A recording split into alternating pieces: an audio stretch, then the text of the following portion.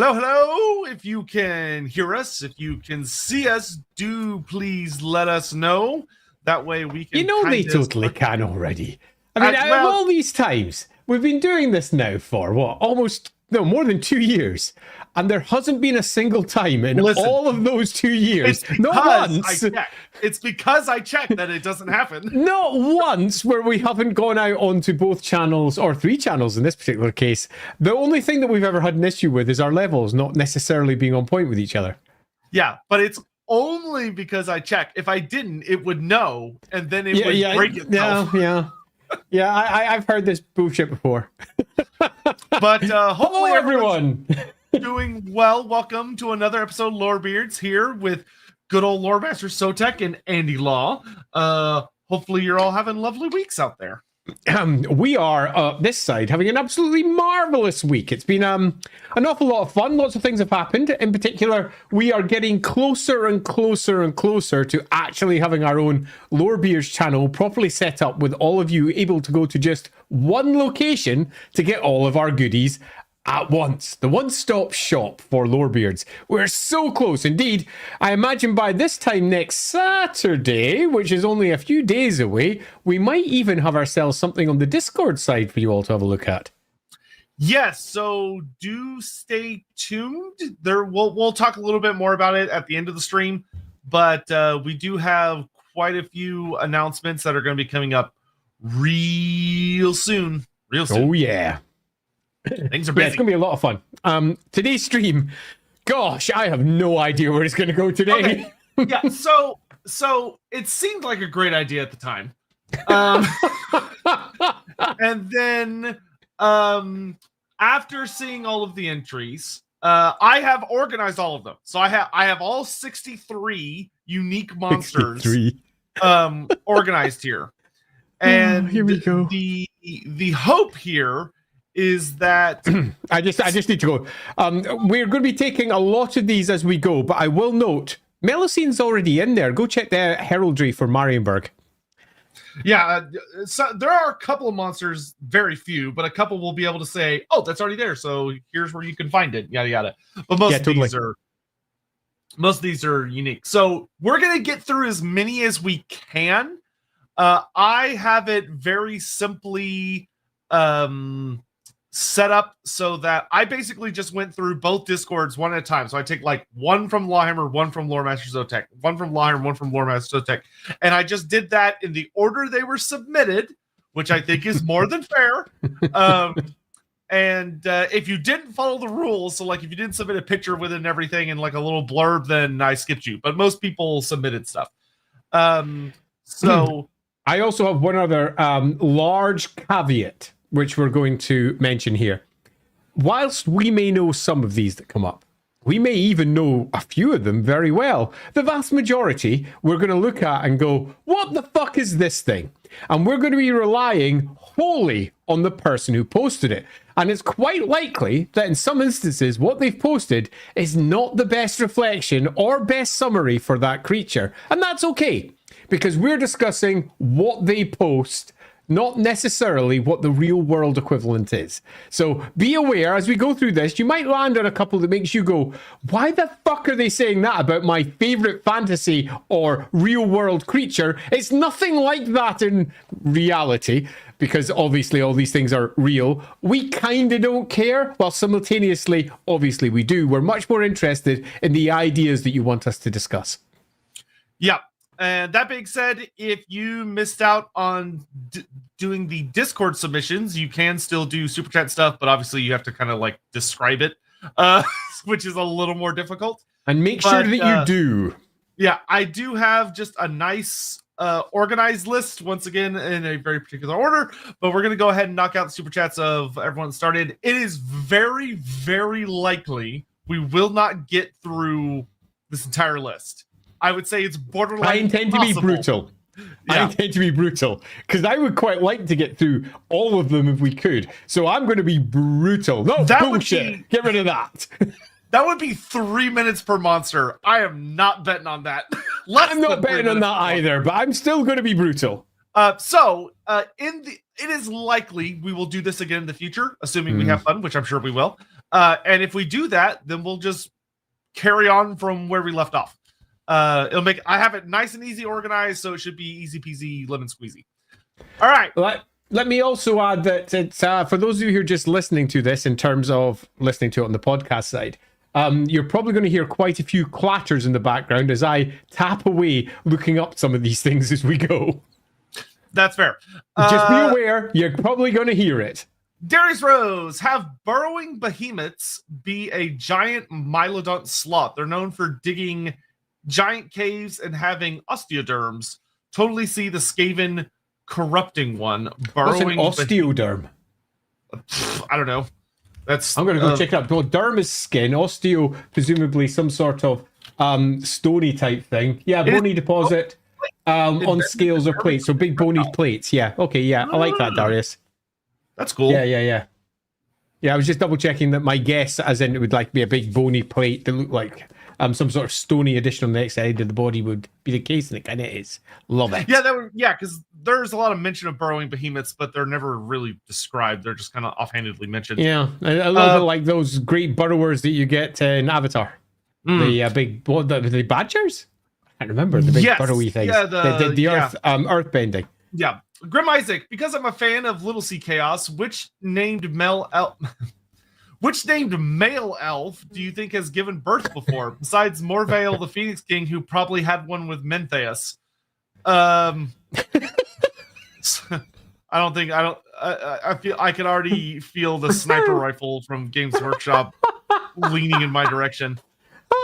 Freaking love it. Yeah, I mean, Tyrion is obviously someone's baby daddy. Yeah. You know, most people think the Everchild was born from Alariel. Actually, no, it was the other way. She's the man in the relationship. As just want to bring up, thanks, Professor Sharp, Badger moles. I can remember the badger part, but I couldn't remember the mole. Thanks very much. One of the great world building fun parts of Avatar is they always just basically, we need a creature, combine two others, we've got one, woo! Pretty much everything was that, whether it's their bear dogs or whatever. Hey, I was gonna say, and then there's just a bear. There's a singular bear. Gotta love Avatar. Anyway, but yeah, sure. Morvale Menthea sounds great. Sure, sounds awesome. Wonderful. Donna Man, osteoderms being basically small bony pieces with skin. Thought giant ground sloths had them as armor. That'd be cool. Yeah. It would be cool. There's a big skeleton of a giant ground sloth here in Edinburgh in the Natural History Museum. And I remember the first time I saw it, I must have been about, I don't know, 20, maybe 19. I remember going, oh, it's a sloth. Holy shit, it's huge. Fucking cool. And there's nothing like seeing something big like that to get you going, how could I use this? Oh, yeah, I'd love them like burrowing through like the mountains of Morn. Because it's got like that nice set of not like not dinosaurs, but like the era after the dinosaurs. Let's see here. Boop. Darius Rose going off Robert Baratheon as a Grail Knight. Oh, this again. Perhaps a stream on characters who would unironically like living in the Warhammer world, just not all psychos. That would have. It was fine until your last sentence. Yeah, if they're not psychos, then they're not going to enjoy the Warhammer world. Yeah, the Warhammer world is a crazy place, man. I feel like that would be good for like if we ever did something like drunk Lorebeards. That would be like a good topic because that's like that's maybe one day. Ricky Chapman, we submitted 3 creatures in the Discord. Can't wait. Well, I looked at all of them and I did not see any individual person submitted more than one, which was the rule. Well, he did say we, suggesting that there was more than one of them. Oh, well, if you were working with a conglomerate, then that could be very quite. He did, after all, deploy the plural. Martin Crescent, spoiler, it was not a great idea. No, this is a good idea. It was if I had been smart, I would have said, oh, let's wait for the thing we're going to announce at the end of today's stream. And do it there, because then it'll be so much easier to organize. And my mouth was like, nah. Truzina, Avatar bear doesn't need to be mixed. Bears are perfect as is. No, it's just a bear. It's just 2 types of bear wrapped up in one. It's a bear. I think if I remember right, there's even like a joke within it about everyone being people within the setting being freaked out by it because it's just a bear. Like, because it doesn't have the hybridization. It's like considered very odd. All right. So yes, I know someone added the wheel. I appreciate the wheel. However, I have all of these lovely images that I have gone through the effort of putting in a very specific order. So I'm going to use the order that I have, even though the wheel is cool. The wheel is great. If someone had done that like yesterday, I would have used the wheel. But I'm going to do what I have today. I mean, we could use the wheel. You'd have to find the image each time. If you're willing to do that, then it's not that hard. I have them all organized by. I can organize them by however I want, and like I've got their names typed up in every single one of them. So like, well, that's the case. Then it might be worthwhile. Yeah, sure. You know what? Someone in the community made the effort to make this, and I like y'all more than I like myself. So we'll fine. We'll use the wheel. Okay. Wait a minute. I can grab the wheel on my side if you want. Oh, sure. If you want to handle the wheel, that would be great. And let's see if we've got that. Yes, we do. Let's just double check. There's the mythic wheel. All right. Let me just close off all my other windows because we don't need those open. There we go. I've got like 12 windows open. It's the wheel. Yeah, in fact, I might be able to just share the. Who cares? I'll do. Let's go with that. All right. Let's get into it. Let's spin the wheel. Spin the wheel. Oh, do we not have the audio for the wheel? I love the wheel audio, but it's apparently not coming through. At least it's not coming through on my side. So that starts off with Kilgaris, the Black Shock. The Black Shuck. This one is not as difficult as a lot of the other ones. So we are starting with, let's see, are they in order? They are in order. And the Black Shuck, luckily I did this today, so I know what all the art pieces are. So first up we have the Black Shuck. He's on a stamp. That's how you know he's legit. With King Charles. Look at him in profile. Well, hello. He's a very official piece. And this creature was submitted by Kilgaris over on the LAWhammer Discord, which means, and because I have these all in order, I know where to zoom to in the chat where I can read off the stuff you put with it, because I spent a couple of hours today being organized. So Kilgaris has the Black Shuck, a more localized version of the general black dogs in folklore, a massive shaggy black hound, sometimes a demonic omen of death, sometimes a silent companion when you're lost in the countryside. There are endless accounts of it with varying meanings put behind its appearance and different aspects of its appearance. I think it would do well in the Mists of Albion or maybe in the wasteland around Marienburg. So, yes. If we're looking at your classic black dog, as in big fuck off black dog that terrorizes in some fashion or another, or occasionally in some unexpected situations may help. There's variations of that across UK mythology, loads of them, and they all manifest in slightly different ways. Dark shadows in the night that you should be scared of. And they are a classic inspiration for a great deal of Warhammer creatures as a whole, into Talum, as in those slightly mythic creatures that sit on the edge. Now, dogs have already, to a degree, been picked up by Khorne and used by Khorne relatively heavily. So whenever you're adding something new... Well, hounds, yeah. Well, dogs, hounds, it's the same sort of thing. Whenever you're adding something new, you often have to have a reason if we're adding something that's supernatural when you're not doing something that's Khorne related. Elves, for example, the wood elves in particular, have lots of houndy stuff attached to them, although they tend not to go too much on the spiritual side. They tend to go with physical, gigantic hounds going on wild hunts and the like. Although there is that sort of hint that they are a bit more fey than they're not. I think the idea of this fits very well in terms of your classic folklore, but ultimately, if you're making it for Warhammer, you don't want it to just be another folkloric creature. It needs to be something that's a bit more.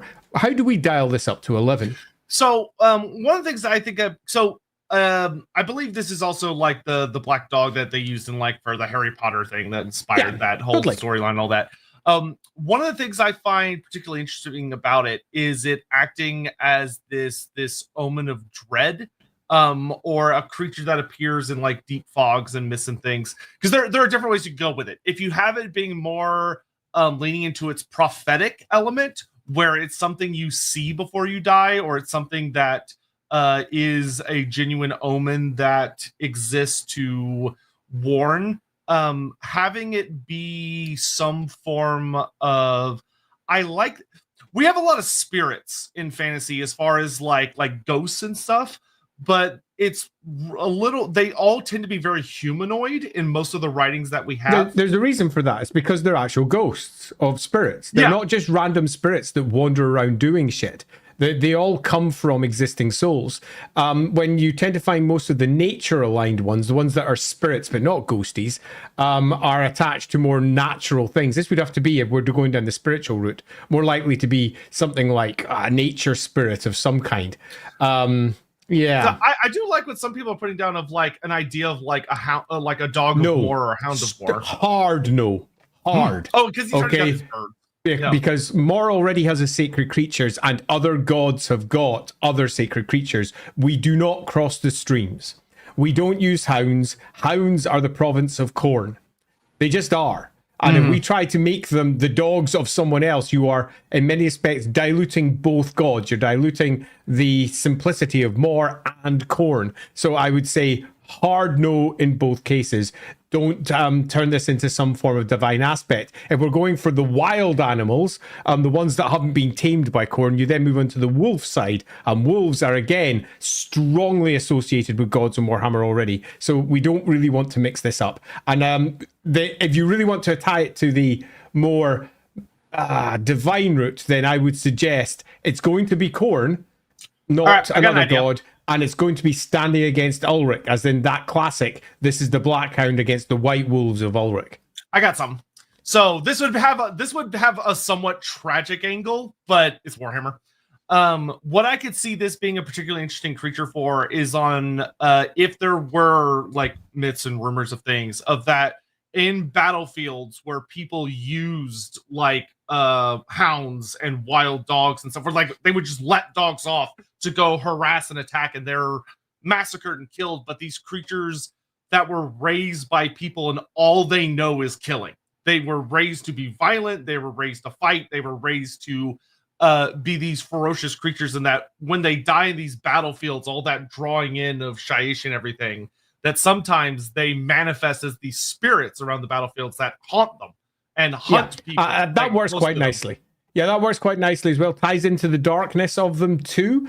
Tying it in with Shyish is perfect. Tying it into the graveyards and the battlefields where they come from, that works really nicely too. Also gives you a reason to have them be particularly violent. They don't understand that they're dead yet. They've not yet moved on.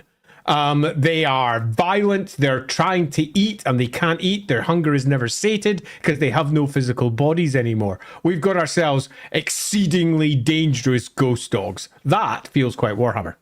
Yep, I super like that. So the answer is Black Shuck, yes. Yep. All right, we're going to keep things moving. Let's spin the wheel again. Okay, let's bring up our wheel. Here it comes. We need to get rid of that one first, though. Remove. We're both doing it at the same time there.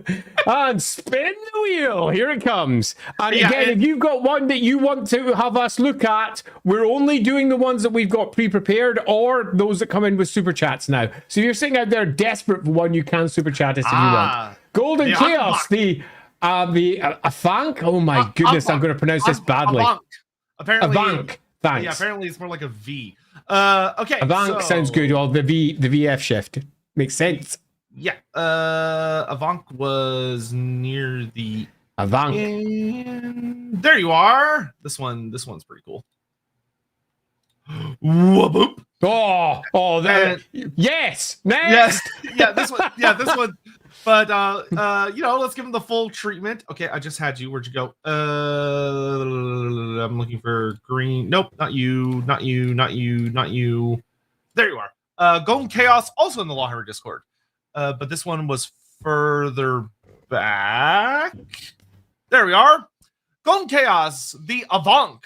In modern Welsh, Avonk is simply the name for the real-life beaver. Hilarious. But the name also crops up in Welsh mythology to refer to a lake monster that appears in numerous tales. Descriptions of its appearance vary from being beaver-like, crocodilian, a dwarf-like creature, and in some versions is a demon. The lakes the creature is said to inhabit are generally located in north and central Wales, where the terrain is quite mountainous. There are many different versions of the story found across many time periods. The most commonly known version of the tale has the Avonk be the cause of local floods that wash away cattle and destroy crops around the river Conwy. The community eventually decided they must deal with this problem, so a smith is commissioned to forge a special chain, and they send for the strongest oxen in Wales. Knowing that the horrible monsters have a soft spot for pretty ladies, a local farmer's daughter volunteers to be the bait. Of course. And once the Avonk is lured to the shore, she sends it to sleep with a lullaby. The local men then have the opportunity to bind the Avonk with a prepared chain and manage to complete the job just before the Avonk awakens. Enraged, it dives back into the water. In earlier versions, the farmer's daughter dies here, not being able to get away in time. And for extra tragedy, sometimes the smith is her sweetheart. But the locals have already hitched change to the oxen. Everyone working together managed to drag the monster out of the water. After discovering they cannot kill it because its hide is too tough, they drag it to a lake high in the mountains from which it cannot escape. So this is easy. Yes. Yeah, this one I think... my only extra addition would be there's no need for it to be particularly demonic. There's no need for it to be anything other than a dam building, river moving monster that has all manner of local legends attached to it. Oh, it likes women. No, it's just a monster doing its thing. It's just a big creature doing its funky thing up there, and it's going to flood everything is just, again, fears of farmers at large beaver-like lakes getting built, or flooding alternatively sometimes, because that's possibly how they gather a lot of their food, by drowning things. Except it's bigger, so we're going to have ourselves a horrendous creature that has itself lodges that are filled with half-rotting carcasses that is dragged in there. I don't think we really need to make it that much bigger than what it already is. It's kind of awesome. Yeah, this one I think would benefit from making it in some ways lesser than its original version, where the original one seems to be almost like a singular terrifying entity. This one I think could work very, very well, as it's just a fairly common critter in certain parts of the world. Perhaps a lizardine one for extra detail. As in, it's got extra lizard details on top of what appears to be mammalian traits. But I see no reason why this doesn't need to be largely just dialed down as to what it is, and it could be found in rivers in a host of different quarters in the old world. I'm happy with it as is. Yeah, big, angry, somewhat reptilian Warhammer beaver. Perfect. I really don't think there's that much to add. It would be perfect in certain parts of Bretonnia, certain parts of the Empire, Albion and stuff. Yeah, great, awesome. It's great, love it. Good shout for that one. Next, we have ourselves from Roderick just got in there at the end. The Yarama Yahoo. Yarama Yahoo. So this one looked pretty interesting. Your second choice is more developed by someone else in Sotek Discord, so I just ripped the cord on this list. Yarama Yahoo. I'm almost certainly pronouncing that wrong. Apologies to my Australian buddies.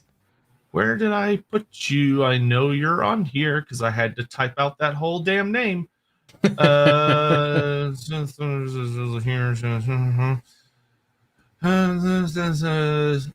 amazing how you can just look at what feels like too many letters and everything kind of just molds to... Where the fuck did I put it?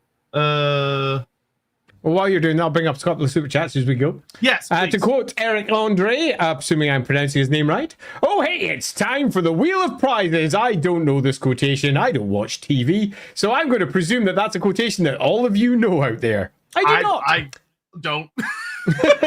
Tradition! The Grogok is a very hairy, naked, mischievous creature that detests cleanliness, lives near people, and often helps with farm work, paid in cream and milk. Very Fey-like in tone, the idea of something that is paid with cream, milk, that's cool those looking. Easily grabs. You looking up, are you? Yeah. How does it look? Yeah, it's like a really hairy dude. 1 second, I'll grab him, put him up on screen real fast. Oh yeah, I see it there. It's an Irish fairy. Yeah, as I say, very fey-like. You can tell from its description. So Fey-like entities, we generally don't use outside of places like inside the established old world, outside of Bretonia. It sort of fits in Bretonia, but sort of doesn't, given the tone that Bretonia has. So if we did an expanded Albion, you could perhaps move it into somewhere like that, and possibly into some Irish equivalent corner of Albion, but I am not sure it's necessarily the best fit for how Warhammer tends to work today, where whimsy and simple creatures that help you out are not a core component of what really Warhammer does. It tends to be a little bit grimmer and a little bit nastier. It's not simply milk that it's after something else, and it's not helping out for a reason. It's trying to do something, possibly steal something, possibly be awful. So as it stands, Sedition, I probably wouldn't use it as is, but I might consider using it as a basis for something potentially much more horrific. Yeah, I do think there could actually be something you could mess with on it, of being a spirit that, like, the fact that it detests cleanliness, I think could be played around with, where the creature is much more sinister than it initially appears, because it is sort of a precursor to far worse things coming. Like, it could almost be something that, like, presages, like, pestilence and filth and all that other stuff, because it, like, actively works against, like, if somewhere is being meticulously cleaned and kept nice, like, I could see it being a place that is notably drawn to, like, trying to corrupt and ruin temples, which are, like, places that are often scrubbed and trying to be kept clean, or it's drawn to places where there's, like, lots of people in good health and things like that. So it's kind of, it could make for, like, an interesting non-Nurgle, but still demon that's, I think you definitely want to do that. I would probably, as much as this sounds a bit daft, given that we're often talking about dialing everything up to 11, I would probably, if we're going to do that, ground it more in reality and make it a real creature rather than a fey creature. Something where there is lots of things associated with it in terms of myth, but in reality, it's just a normal thing. And then build from there something that doesn't have standard cleanliness. There's something potentially there, but I think it needs a good bit more development to land. It actually being a really, based on how it looks, I could actually seeing it being a really cool split off from Beastmen. When you think about how much Beastmen hate civilization, cleanliness isn't natural. That's something that civilization imposes on the world. So the idea that it's a type of Beastman, but and if you really Warhammer, I disagree with cleanliness not being natural. You clearly don't have cats. I think cleanliness is very natural in that it's anti-disease. It's just some animals don't require it because they themselves are naturally tougher or less susceptible to various types of diseases. I think there's something there. I'm not sure I would use it as is, though. Yeah, I would definitely mess around with it. Totes. All right, so before we go, let's get back to where we were. Yeah, so we've got our Yarmayahu. So this... Holy shit. This cool-looking little guy. So the Yarmayahu is a creature from Southern Australia Aboriginal folklore that they heard about on a podcast they really enjoy. It's a smallish creature that likes to hide in trees, waiting for a weary traveler to rest beneath them. When they do, the Yarmayahu then lowers down its incredibly long fingers and drains the victim's blood through suckers on its fingertips. Ugh! What? I don't know if we need to do anything to it. That sounding great so far. It's got some pretty heavy connections to the giant leeches that are already in Warhammer. The giant leeches in Warhammer often hang from trees also. So if you happen to be galloping by in a horse, the leech will just attach itself to the horse or possibly to you. And because it's got a natural, what's the word for it? Anesthetic. That's the word I was looking for. A natural anesthetic inside its saliva. You don't even feel it attaching. So it's very likely. Am I still here? Yes, I am. I just got myself a quick pop-up over my screen. Clearly looking at things online wasn't a good idea there.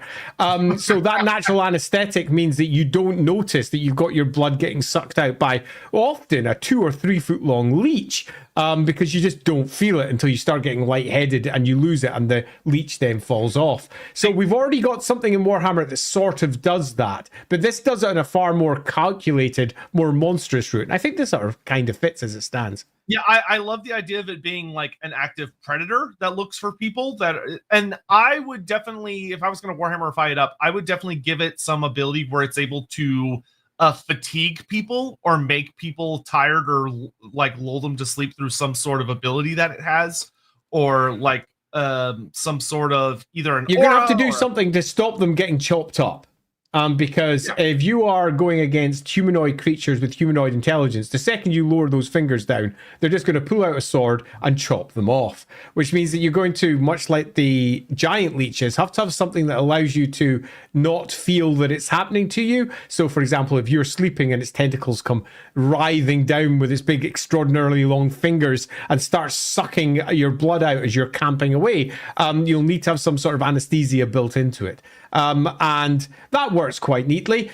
Again, though, if we're assuming that it's predating from using its big, long, gribbly fingers, it's unlikely to be a killer in that it's going to look to take your blood and keep you alive so it can take your blood again later. So anesthesia is likely, perhaps some sort of hallucinogenic added to it so that you don't actually quite see what's really going on. You might dream that something else is occurring while it's fingering you, so to speak, and taking your blood away.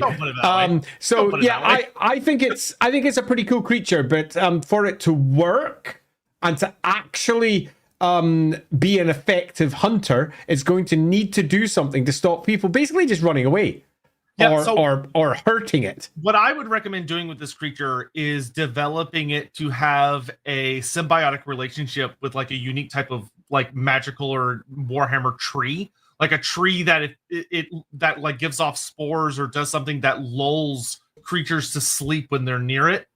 And this creature has some sort of... The problem with that is that it's too obvious. Anyone with intelligence will see it. They'll see that particular tree. They'll know the spores. And the Warhammer world's not like the real world. The real world has got a single species that can figure this shit out. And it's humans. Everyone else just sort of bumbles along working to their instincts. Humans do the same, let's be honest. But the Warhammer world is filled with multiple sentient entities. And if you've got yourself danger woods with danger suckers, they're going to be cut down.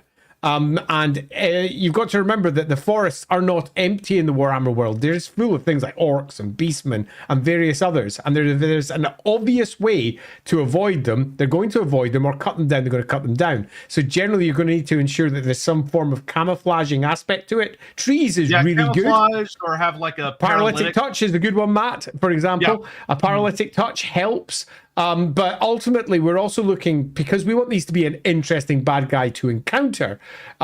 This means that if we're doing it for a role-play game, for example, that paralytic touch can't be permanent. It's got to be relatively short-lived. As long as it's touching, you're paralyzed, which means if you go off by yourself, you're in danger. But if you go off with a group, you're more likely to avoid the worst that it has to offer. Yeah, there's lots of different things that you could do with that. You could even tie it to some local myths basically saying, never go out by yourself, because if you do, you're going to effectively fall asleep and you'll wake up groggy as fuck and all your blood's gone and it's all gone a bit wrong with big huge pucker marks all over your body where your blood has been sucked out. Yeah, it would do a good way of like having certain parts of like the world where people are like you have to sleep under a roof. You cannot sleep out beneath the trees because it's exhausting.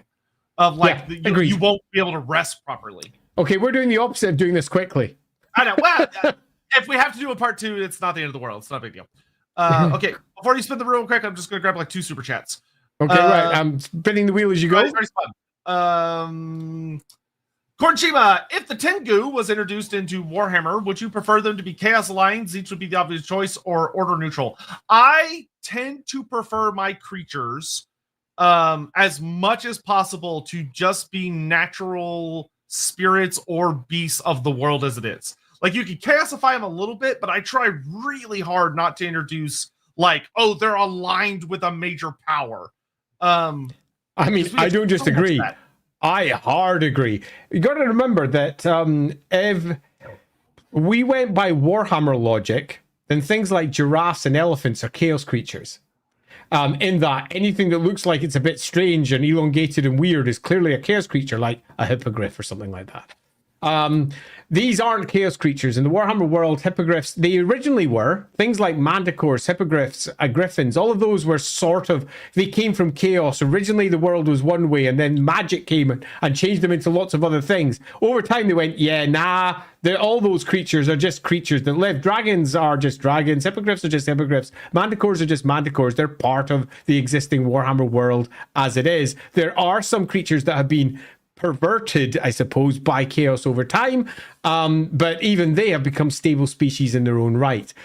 Equally, I don't like doing that at all, in the slightest. Undertaker, real quick, I don't have it set up for StreamYards, but thank you. I saw it. I'll read it off real quick. Thank you for the $5 tip. Damn, I just saw this one today. I would have had a suggestion, not from mythology, but from a game. Maybe there'll be another round for submissions. Mentioned once ago, Dragon Quest XI's Gloomnivore eats despair, which keeps the victim alive for decades. Oh, so it like makes them Gloomnivore. As I remember, because I played Dragon Quest, it's like a big, huge six-legged thing, isn't it? Yeah, it's like a big six-legged tiger with wings. Yeah, I just said more lion, but yeah. Oh yeah, sorry, lion. I just saw cat. Yeah, there it is, right there. I just there it is. That's a cool creature. I mean, you could very easily have that just be like a particular breed of manticore, like a unique one that shows up in the distant north or in a certain area. That would be super easy, barely an inconvenience. Alrighty, so Ashkal? Yes. So Ashkal, who's man, him and a lot of folks have been so busy on their little Fishman thread. It is wild how much work they've been doing on Fishman stuff. Cheers to that. Like they're making a whole faction. They're just busying away over on the LAWhammer Discord. But he has submitted the Wolpertinger. Tinger. So this is German folklore. So this totally not jackalope looking thing. They only show themselves to women. So many creatures are women specific in real world mythology for some reason. They only show themselves to women on a full moon if they're in the forest with the right man, signaling that the bloke would be a good potential husband. So basically a litmus test for dickheads. No two Wolpertinger are the same, as they're the result of various woodland beasts having a shag. So if a squirrel pumps a fox, you get a Wolpertinger.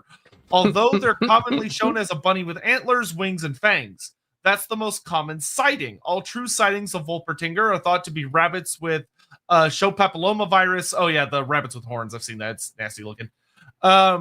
They live in dark forests and are very secretive little shits. I personally thought they'd be a fantastic little mount for the gnomes. But you do you, brother. Hard no that one. Tinger, pardon me. So I like aspects of this. But I would probably make it far darker and far meaner and involve Beastmen. Because it's already drawing upon similar myths to Beastmen, which is the idea of two creatures bedding down and creating a new creature, which is some horrendous mix of the other two. So I would probably be attaching it to that, and possibly even attaching it to some sort of spiritual entity that shamans work through, and how they are attempting to tempt women from nearby villages and similar to impregnate them with beastmen or something equally horrible. If you're looking for horrible and nasty, you could easily go down that route. If you want to make, because I mean, beastmen do this shit. Beastmen are horrible, horrible creatures. And whilst the official books tend to dance around the subject, when you're dealing with Khorne and Slanesh, and they are chaos worshipping peoples, they're going to do stuff that no rational person would ever consider to be good. And drawing in nasty spirits like this to help them do all of their horrible things seems par for the course. And making it almost a mythic entity, which is good according to local tradition, works relatively well with that. You know what you could do also to make this thing really fucked, is if merely by seeing it, if like a man and a woman are together and it's a full moon of Morslib, and if you happen to see this creature, it guarantees that their union will produce a mutant. Yeah, that's the sort of shit you're looking for. Truly awful. Yeah, I quite like that. Like, that would be spicy, especially like people that don't know or people that ignore it. Yeah. That's horrible. All right. It is wheel spinning time while I grab the next super chat. Okay, let's move that one and bring up the next one. Are we ready? Gojira! If we ever get into pod, there better be a fucking Godzilla monster, or I'm going to scream. Like, come on. Power cow. The Kyurinrin? For a second, I thought the monster was Power Cow, and I was like, there was not a Power Cow, though that sounds awesome. Yes, the Kyurinrin. I really like this one. This one's actually really cool. Power Crow, yep, on the Loremaster of Sotek side. Let me scroll up. This one I think would be really fun. Let me scroll up. Oh my gosh. Almost there. There he is. So, the Kyurinrin, essentially, this is a yokai manifesting from scrolls, books, scriptures, etc. that have been neglected or forgotten. Think a lost or disused library gaining sentience and form. Here for the picture, the Kyurinrin is a spirit of knowledge formed from ancient scrolls, books, and scriptures that have left unstudied by their owners and gathering dust. Kyurinrin are often extravagant. They decorate themselves with the most ornate volume scrolls, wearing them like a kimono. A scroll with tassels becomes the headpiece, and they develop bird-like beaks and long, extendable arms. Oh, that does sound very Zinchian. Behavior: compelled by the wisdom of the ages, the volumes that make up a Kyurinrin rise up as a dragon-like spirit. The Kyurinrin use their elongating arms to assault the ignorant owners who left such priceless treasures and knowledge found into disuse. Is it a local Nipponese spirit, or is it from some ancient elven library full of magical books getting angry at being forgotten, or lost dwarf tomes from the time of ancestors, though it definitely feels like there's some Zinch tomfoolery going on. I don't even think it needs Zinch. The immediate response by most is chaos! Let's make it chaos for almost every creature you see. I don't think it's needed. You just need to have a very spiritually alive Nippon, which is what you'd imagine it would be. I'm quite happy pressing Control X and then pressing Control C and just Warhammerifying it this slightly. It'll do. Really, Andy? You would Control X and then Control C? Yeah, Control X, Control C. You mean Control X, Control V? Maybe. Because C's just going to copy it. Yes, Control V. Control V. Control X, Control V. That's better. Or yes, Control C, Control V. Holy shit, what's wrong with me today? It's been a long day, all right? He wanted to cut and copy. One of the things I really like about this is this, I think, would actually be a much more Warhammer solution than we have in the universe for people that get grimoires and then lose them. Like tomes that literally gather large amounts of magic and are lost or forgotten, or you have like big rotting libraries. Like I would expect to come across these in places like Nippon all over the place, and there would be a lot of stuff about Nippon there. But I think this would be one of those creatures that you could even kind of mess with it a little bit and have it pop up in other places of the world that you might not expect. I wouldn't. Really? I wouldn't. No, really wouldn't, because it starts to undermine what the Warhammer world is. And the Warhammer world is split between spiritually alive, active areas and that which are, by comparison, spiritually dead and only really come alive when the winds of magic blow through. And even the most magical areas aren't the same as, say, Athaloran or Nippon or Albion, all of which are very spiritually alive. This feels like something that's coming about because it's spiritually alive rather than because magic itself has perverted, changed, and twisted things. So if we're making a spiritually active part, I wouldn't make it occur outside of places like Nippon. I would make it somewhere else, Nippon specific. Yeah, you're right. What I would change what I said to that I think would be fun is this would make a very good adventure hook monster for a Nipponese thing that was given to someone that has traveled across the world. Yeah, that'd be quite cool. And it comes alive in a weird place.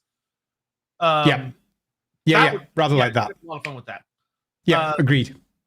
Yeah, this is great. The fact that like the Nipponese would be like extremely strict about how knowledge is preserved and like what things can and cannot be written down because shit like this can happen would have like a very unique influence on how they record knowledge, which would be fascinating. It would make visiting there very strange.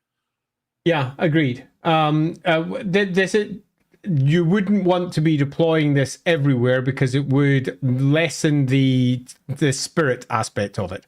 Unless we didn't make it spirit and we made it a magical aspect. If, for example, this is what happens when something is magically infused with stuff, then yeah, sure, but then this is something that would happen all over the place in the old world, in all of the old grimoires, in all the various places. To be constantly trying to ensure that they didn't wake up and start talking to everyone and telling about spells from ages and lore. That'd be a bit weird, and it doesn't really fit the existing Warhammer world as we know it. But it does fit a part of the Warhammer world which hasn't been detailed, so we could easily drop it into Nippon, for example, without any difficulty at all. Yep. And then it makes it a lot more like, holy shit, when it does happen somewhere else because a piece of Nipponese scripture or whatever has traveled. Yeah, sure. All right. Let me grab another super chat while you're spinning here. Fire Snake looked up the weird vampire monkey thing, and apparently 8 people whole after sucking their blood, later puking them up completely fine, but they're shorter. Eventually, they turn into one after repeated attacks. Fire Snake. Oh, some monsters are proper crazy. That is the most bizarre. Man, that's the things. That's cool. I mean, I would definitely add that. Man, that would be such a cool creature just running around. Man, that's scary though. Like, it tries to basically get you multiple times. Ugh. Boy. Nachtalb, I presume, is the username. Is that right? No, Nachtalb is. Is it the other way around? Yes, Nachtalb is the monster. So Nachtalb is a monster. Good, because that means I don't need to go with Tartaru Stromler and have to say it. I just realized that I'm such a dummy for keeping this in the order it is. If I make it by name, I can now find it much alphabetical. Faster. Would be much easier instead of in the order it was submitted. So we have. Oh yeah, this one's one of the spooky dark ones. Okay, so cool. We have the Nachtalb sitting on these poor ladies. So this is from the LAWhammer submission form.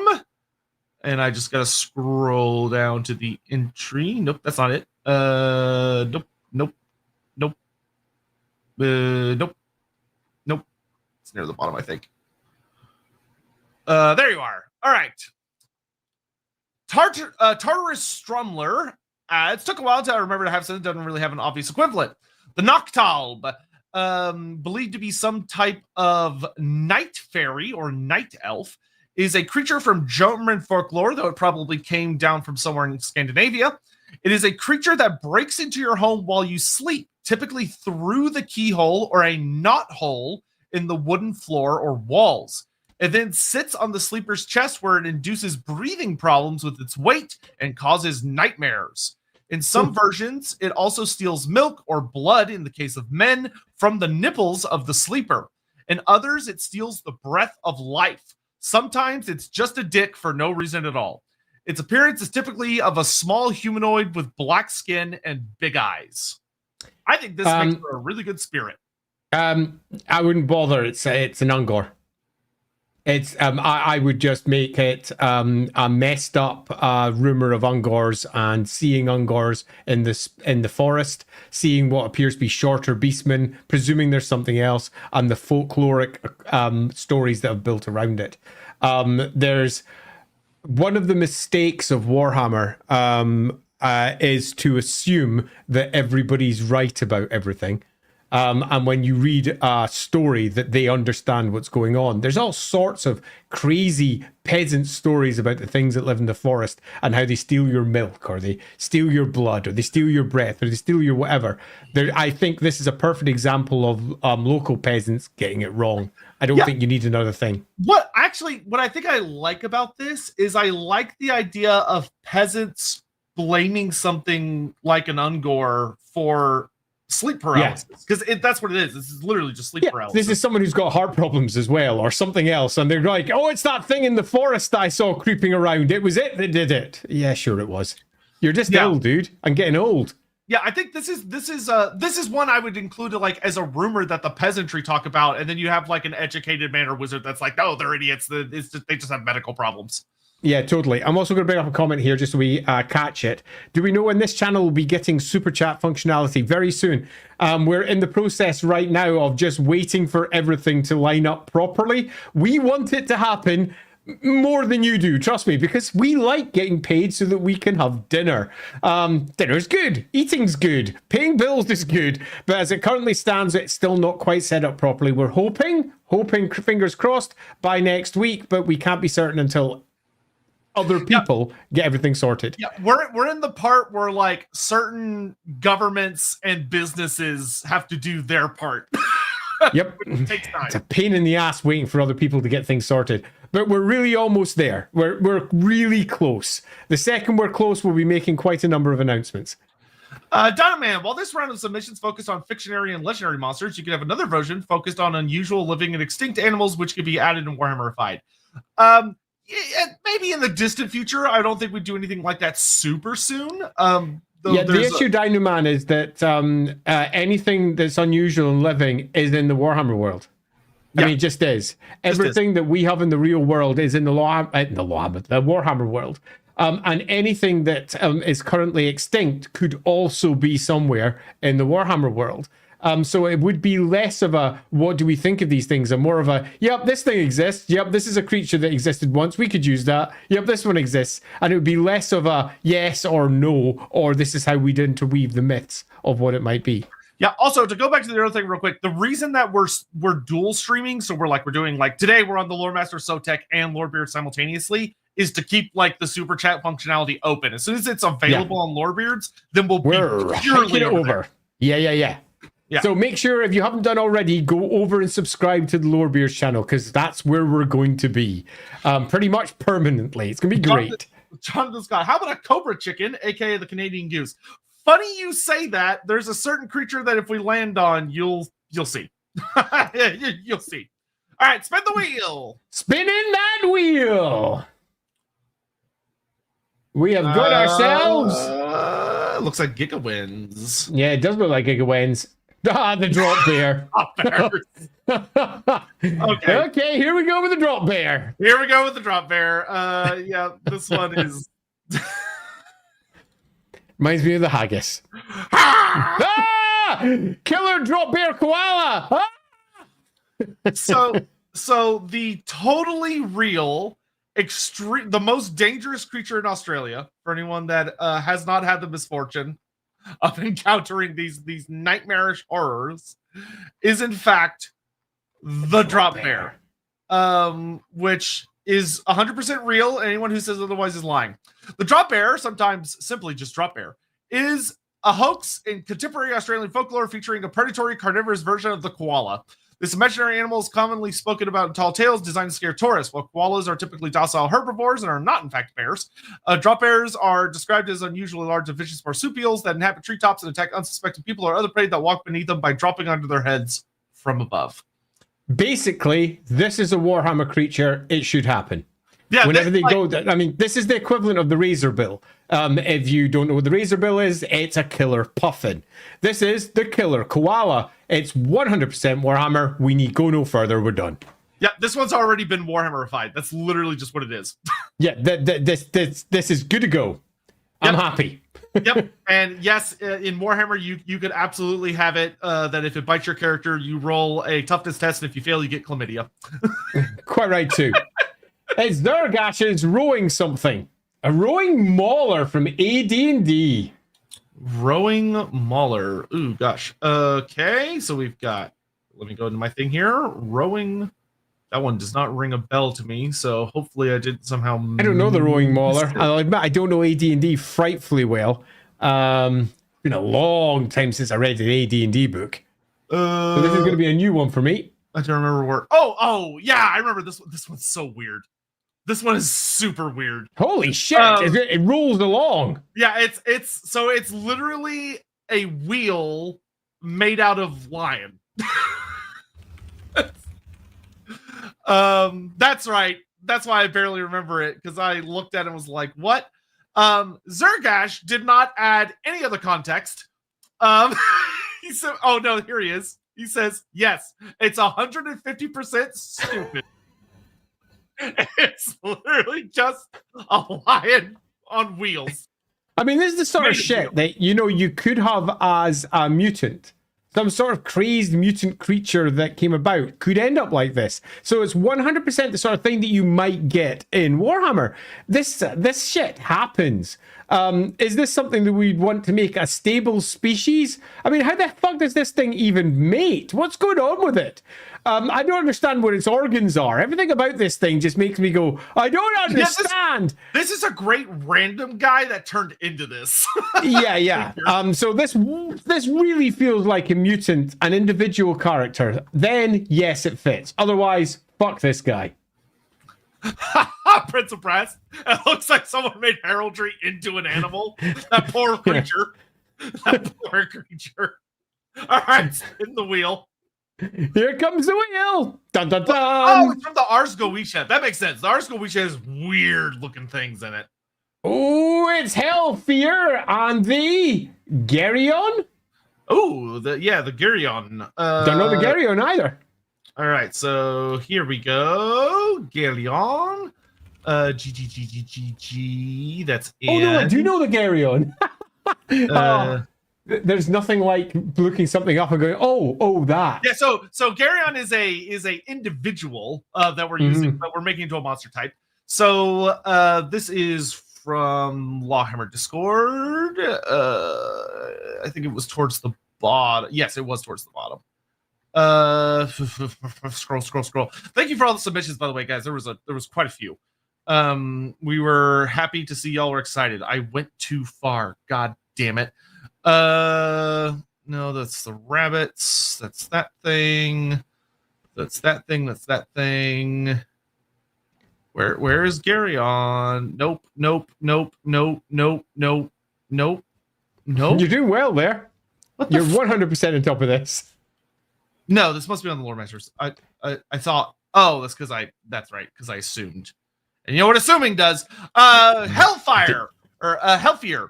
In Greek mythology, Geryon was a powerful winged giant with, he's missing those wings. With 3 bodies. I don't know his winged. And 4 wings who lived on the Isle of Erythea. He was the son of Kirsaror and Calero and the grandson of Medusa. Some sources describe him as having 3 heads and 1 body, while others say he had 3 bodies. Geryon is well known for owning a herd of red cattle guarded by his 2-headed dog. Two-headed dog. And the herdsman Eurytion. Unfortunately, he fought Hercules, and it's Hercules. He didn't make it. If we were to put it into Warhammer, could you imagine him being a sort of divine servant of some god? Perhaps. So I'm going to cut in. I've done this already. But I didn't make it a divine servant of a god or anything similar, because this is already an existing trope within Warhammer. A single individual having more than 1 body. It's a mutation. This is a mutant. This is somebody who's got more than 1 body. In LAWhammer, which is the game that we ran a set of cultists in the background. And one of those cultists had this exact mutation. He had 3 bodies. And it was how they were doing multiple things. One of the bodies died. Truly, truly traumatic for that individual mutant, as one part of all of his existence was wiped out, and the other 2 had to carry on without that part that had been killed. And to a degree, it was based upon the Greek myth already. The Greek myth is an individual. It's not a species or anything similar, nor is it a divine servant per se. I would stick with exactly what it is. It's a mutant.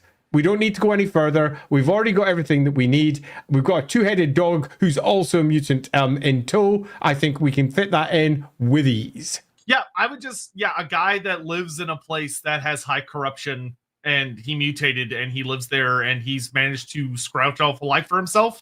Is just trying to live his life, and then it makes for a super interesting story as well when you've got somebody who looks identical who can appear in 3 different places at once doing 3 different things. There's some really fun story hooks that can be used out of that, particularly if all 3 bodies experience everything at the same time, so they all can speak with one voice. They all know what the other parts are doing, which gives them some significant powers and utility at a game table or a book. Yeah, he's basically just Village the Curseling +1. Sure. You're not wrong. Cool. Alrighty. What do we have next? We have. What it would be like if Ratman existed. Don't be ridiculous. That's ridiculous. I mean, there's some things that we'll take on, but just note to that. Hey, Dynaman, you've got your Simurgh. The Simurgh, it honestly shocks me the Simurgh is not in Warhammer. Also, thank you, Dynaman, for finding some really cool art. Oh, nice. Yeah, the Simurgh. Okay, I don't know the Simurgh, I don't think. Say what? I don't know this one. I do. It's a very cool creature. So the Simurgh. This is a benevolent giant bird-like creature from Iranian mythology.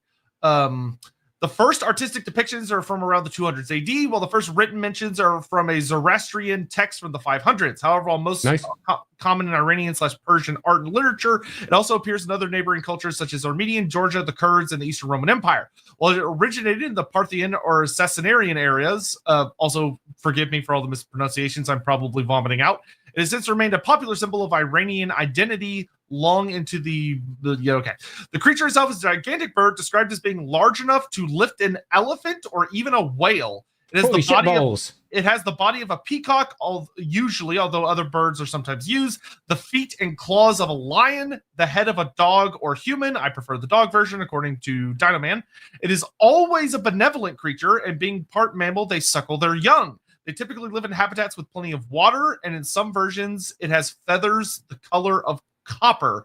It's said that the Simurgh is so ancient that they've seen the destruction of the world many times over and have all the knowledge of the ages past. They also have the ability to purify water and bring fertility to the land. It is also seen as a great messenger between the land and sky, and as the divine tree known as the home, the first plant. When the Simurgh took flight, the seeds of all the plants from the earth were shaken from the branches. Just fast forwarding through here. The most famous appearance is the epic poem Shahnameh, the Book of Kings, written by the famous Iranian writer for Dowsey between 977 and 10 AD. In the story, King Sam had an albino son named Zal. He was so ashamed he abandoned the child in the mountain Al-Burz. The Simurgh heard the infant's cries and raised Zal as her own. He learned much when he grew to be an adult. He decided to return to humanity. The Simurgh assisted him. Zal returned, married a woman. She became pregnant with labor as long as hers. Okay. All right. So to go through this, I love this creature. If you do enough research into like Middle Eastern critters, like monsters and stuff, it'll usually come up. And it has a lot of really iconic, cool designs. I think there is very much a story that could be done with this one that I'd want to spend some time on it, of being like a creature that was really, really well known and beloved in like pre-Nagash Nehekara, when Nehekara was beautiful and boundless. No, you can't put it there. You can't mix up Egypt with Iran. Or even Persia or any of the equivalent. They're so far apart. No, you'd need to go over the mountains onto the other side. And I go further. I would be looking more at the southern lands where we now know there's various human tribes and similar. Over in the Darklands, definitely. So I'd move over there. But I agree entirely. This is a 100% brilliant fit. Yeah, the dark. Actually, yeah, and he has a good point. The southern Darklands, they're starting to develop more and more as like it has culture. People have been there for thousands of years.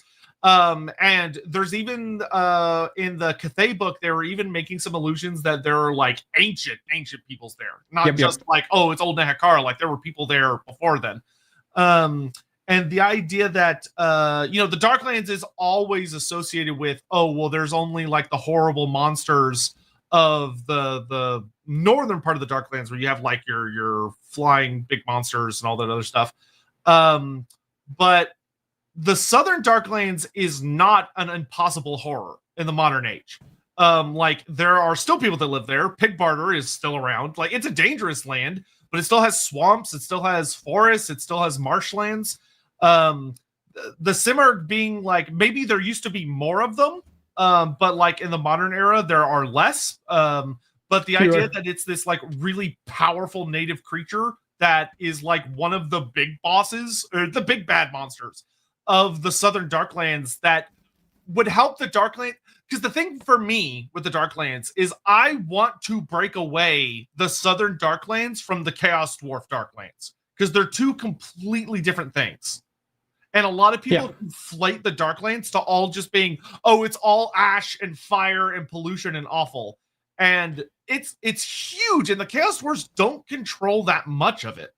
Yeah, so we got it simple. Yes, Southern Darklands, gigantic noble creature that's now largely extinct, hunted down by Chaos Dwarves, revered by the remainders of local population, and once, much like the Griffin is a symbol of Imperial might, it was once a symbol of whatever the civilizations in the Darklands were, their might, and has since fallen into legend. So yes, I think is the answer to that. I will say, if you kept the ability that it has, where it has the ability to magically purify water, suggesting it has some kind of gyronite elements to it, that could make it so critical to protecting for the people of those lands, where you have like the river ruins spreading corruption and stuff. Yeah, attach it to some sort of Oasis style myth as well, where wherever it is, there's rainbows and oases and clean water.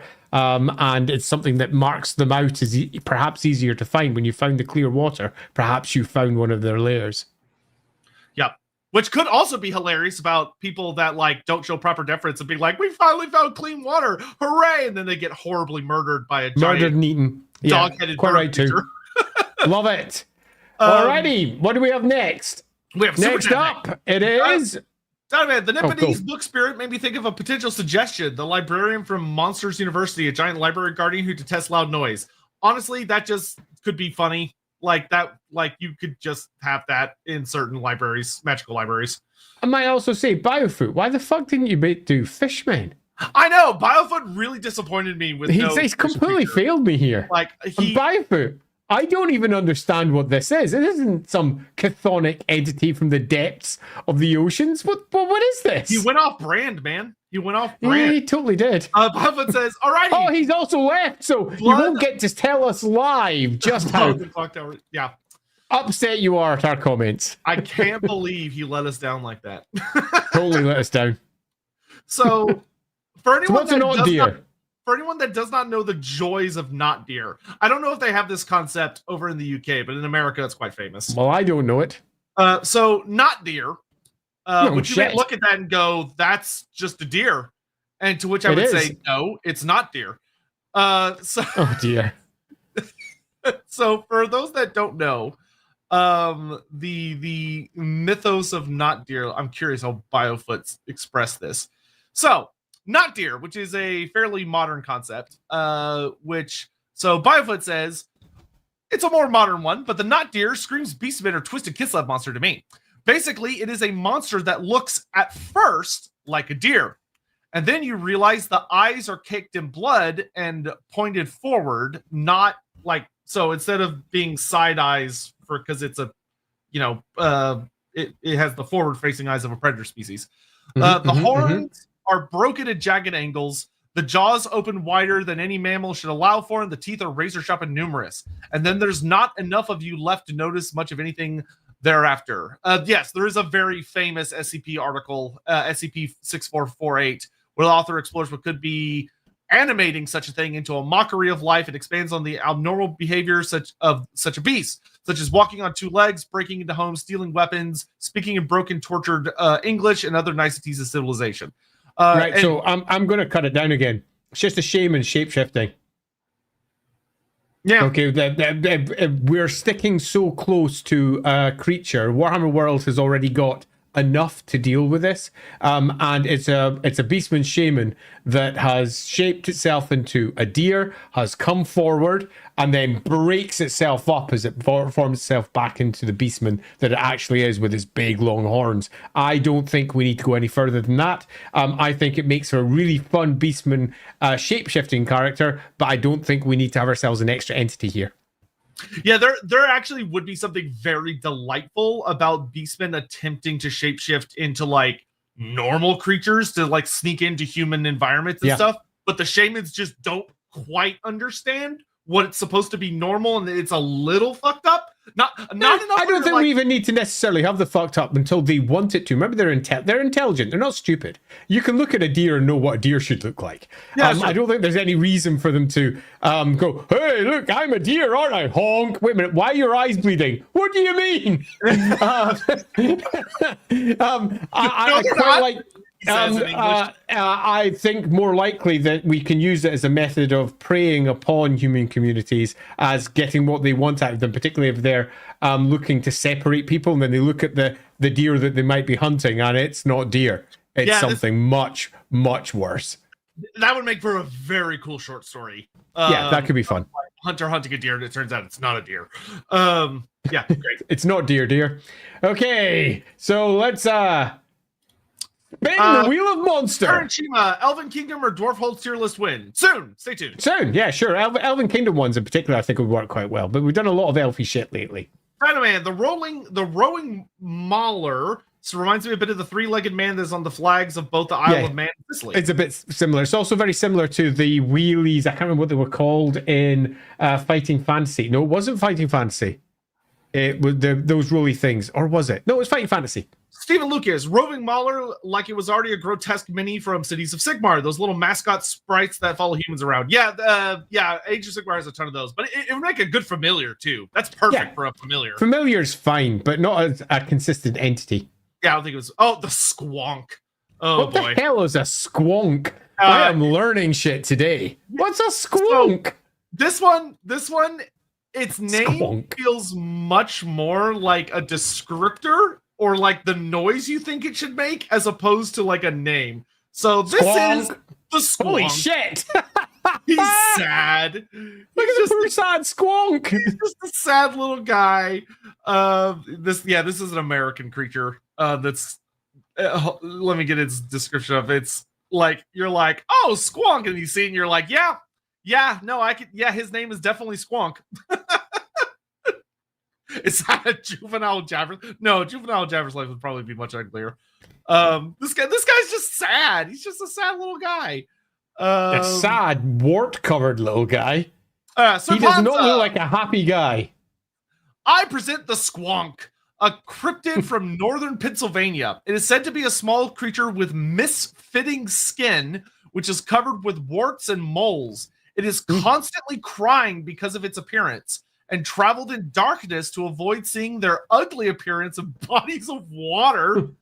It is advised hunters track it by its tear-stained trail, and when it's captured or frightened, it simply dissolves itself into tears. What a sad little guy! I'm going to say it again. Nope. Why no? Because it's already just a mutant that absolutely hates itself and what it's become, but hasn't got the bravery to kill itself. We've got all of the necessary components to add this to Warhammer without adding a unique creature. I don't think we need a unique creature for this. We've already got it covered with mutant. He's just a little guy. He is just a little guy, but no, fuck that guy because I'm mean. This one I don't think would make well for I think there are if you really wanted, you'd have to change some things about it. But you could almost use it as is, as an individual who's a mutant.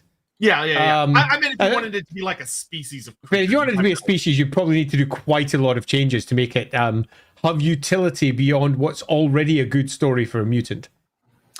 Yeah. Actually, Starn, who also wanted to submit the Squonk, literally said there's a few directions you could go. Maybe the Squonk is a simple mutant or someone that has been mutated as a cruel joke. Yep. The Charybdis. Yes, the actual Charybdis. Because Games Workshop loves naming creatures after things that they aren't like they just aren't. Yeah, you're right. And it's super obnoxious when they do that, but they really like doing it. Like the Gorgon or the Charybdis. The fucking Behemoth. Yeah, Behemoth. Yeah. Where? The Behemoth. Hey, listen, I don't make fun of the way you pronounce it. No. It was making me remember of the super sounds of the 70s from, where? What was that? Which movie? Quentin Tarantino. Because they discussed the Behemoth.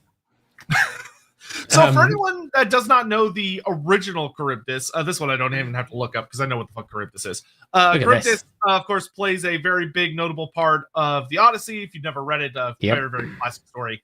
And Charybdis is basically a big old nasty sea monster that is said to sit in the ocean and inhale horrific amounts of water, so it creates a giant whirlpool that drags everything into its mouth, and then it eats you up, and then it spits the water out. And Odysseus manages to be all smart and cool and basically avoid being swallowed by it until it spits out a bunch of water, and then he rides the wave out. This should exist in Warhammer and should be called something akin to a Charybdis, but spelled different. But instead, Games Workshop made their Charybdis based on Scylla, who is Charybdis's like other part, which is a big monster that has like a bunch of heads that like eats people.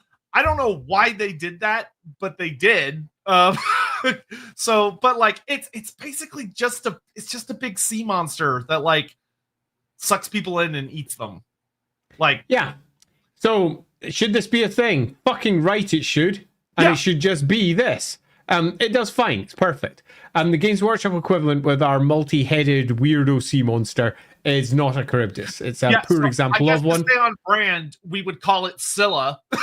it would create big whirlpools in the ocean somewhere. But we've already got Scylla because we've got Scylla Aelfin over on the Great Chaos Spawn side, so we can't do that either. Cut a long story short, this should be there and isn't. Yeah, we'll call it Skyla. Yeah, totally. Bloody hell. Here comes the next one. We have got... Isn't it just the Galleon's Graveyard? No, because the Galleon's Graveyard, the Maelstrom is not a creature. It's just a magical... The Osert. The Osert. I don't know the Osert. Oh, this sounds fun. Os sounds bony. Ert sounds like, like maybe bloody. You could get like this one's actually what is this one? Interesting. So the Osert. Okay, it's a chain on you cat. Yeah. So this insert cat jokes here. So what the fuck? This fellow, this one's got an interesting little myth. All right, so Jeff submitted this, and it says, so in the Low Countries in my region of Belgium, there are folktales of spirits or demons connected to bodies of water who attack passerbys or trick them.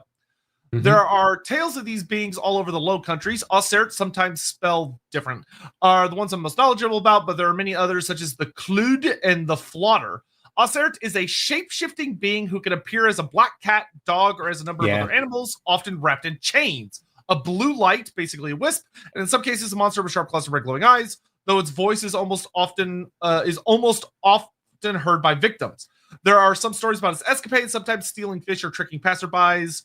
There's a story where someone who tried to prevent Osert from taking some of his fish and succeeded, caught no more fish after that. Osert filling his net because he stopped the Osert from stealing his fish. The Osert filled all of his nets in the future with horse shit. What a jerk. What is most well known in my region is his nightly ambushes. He lies in wait, hiding in the trees or water, and then pushes drunk people and other passerbyers into the water or jumps on their back. If he jumps on your back, the victim will weigh an enormous amount, and he will laugh as he forces you to your knees. His victim will have to endure until the break of dawn. If you can get to holy ground or certain landmarks, he, however, will not be able to go further and will have to let you go. Yeah, it's just yet another classic piece of folk myth concerning all the shit you shouldn't do at night, like wander out drunk. No. Because you're going to fall in a canal and they're going to blame a spirit for it rather than the fact that you were drunk. There's loads of this sort of stuff across British myth as well. Loads of Scottish myths about a variety of water-based fey creatures that come out and do things to you according to the nature of the local story at hand. I think all of this can be all conflated up into, we already have it. We've got naiads who pull, some of the which pull tricks. They're water spirits, many of which can shapeshift. They've got shapeshifting as a core part of their rules already. Some of them can also shapeshift into other creatures because they've got themselves the Amberwind, and they can literally turn into animals as well, known for turning into the equivalent of, if we go with Scottish myth, things like horses, or alternatively here we've got cats. Basically, we've got this covered already with the existing Warhammer world. It's a magic using naiad. We don't need an extra thing. Add on top of that the local myths from the peasants, who quite happily say, oh no, it's the cat from the wood who falls on you, causes issues, and whatever other alternatives they come up with to explain away the naiad of the River Blut or the naiad of the River Reich, or whichever one it is. They're almost like minor gods. Yeah, I would very much think this would do delightful for a very particular, like a named naiad of a particular river. Yep, agreed perfectly. They're basically water spirits. And if you want to see what the Warhammer equivalent of those, for those of you who don't do the role-playing game very much, pop over to the Wood Elf Army and take a look at the Dryads. They're the equivalent, but wood spirits. So yeah, they're water spirits. 1.21 gigawatts. I think in mythology, Geryon had 3 torsos. One lower body with 3 torsos coming out of it, rather than 3 it depends on which version you go with gigawatts, because it has been described as 3 completely separate torsos, as a core representation of the trials that you face in life, not just Hercules and the trials that he faced and having to deal with this individual 3-bodied, 3-personed type of individual. It's popped up in different varieties that I've seen in translations. Yeah, but I mean, either way, he still works really well as an individual mutant. 100%. Just lives alone. Scarlet Martin, Ko, the Fake Stealer from Avatar: The Last Airbender. Just big nasty spirit. Like a spirit that literally steals people's identities. That is a big nasty fucking spirit. Yep. Ko, the Fake Stealer is freaking awesome as well, by the way. Great. Great. Great. Ko, especially the way he acts and everything, you could literally just direct it 1-to-1 him practically. Mm-hmm. Like, you know, a big spirit that like. And you know, you can have a whole thing like there's a hag that has a bargain with him and she warns people about him and stuff, but he'll help her under certain circumstances and yada yada yada. Yeah, totally. Okay, next on our spin is All Is Dust option of the Amet from Egyptian mythology. Yeah, so this one's pretty classic. So this one is pretty straightforward. I'm gonna pull up your little post, but like this could very easily. It's kind of basically like a griffin. It's another cryptid. Yeah. So Amet is described as a female entity, commonly depicted with the head of a crocodile, 4 legs, and upper body of a lion/leopard, the hind legs and lower body of a hippopotamus. Its job was to devour the heart of the dead if they weighed more than a feather. Since Egyptians believed that the soul was tied to the heart, it meant that the soul would become restless forever, dying a second death, and would be stuck in Duat. I find the lack of Egyptian mythology in Warhammer a bit disappointing. Yeah, I would make this a creature that lives in Nehekara, probably hangs out around the river.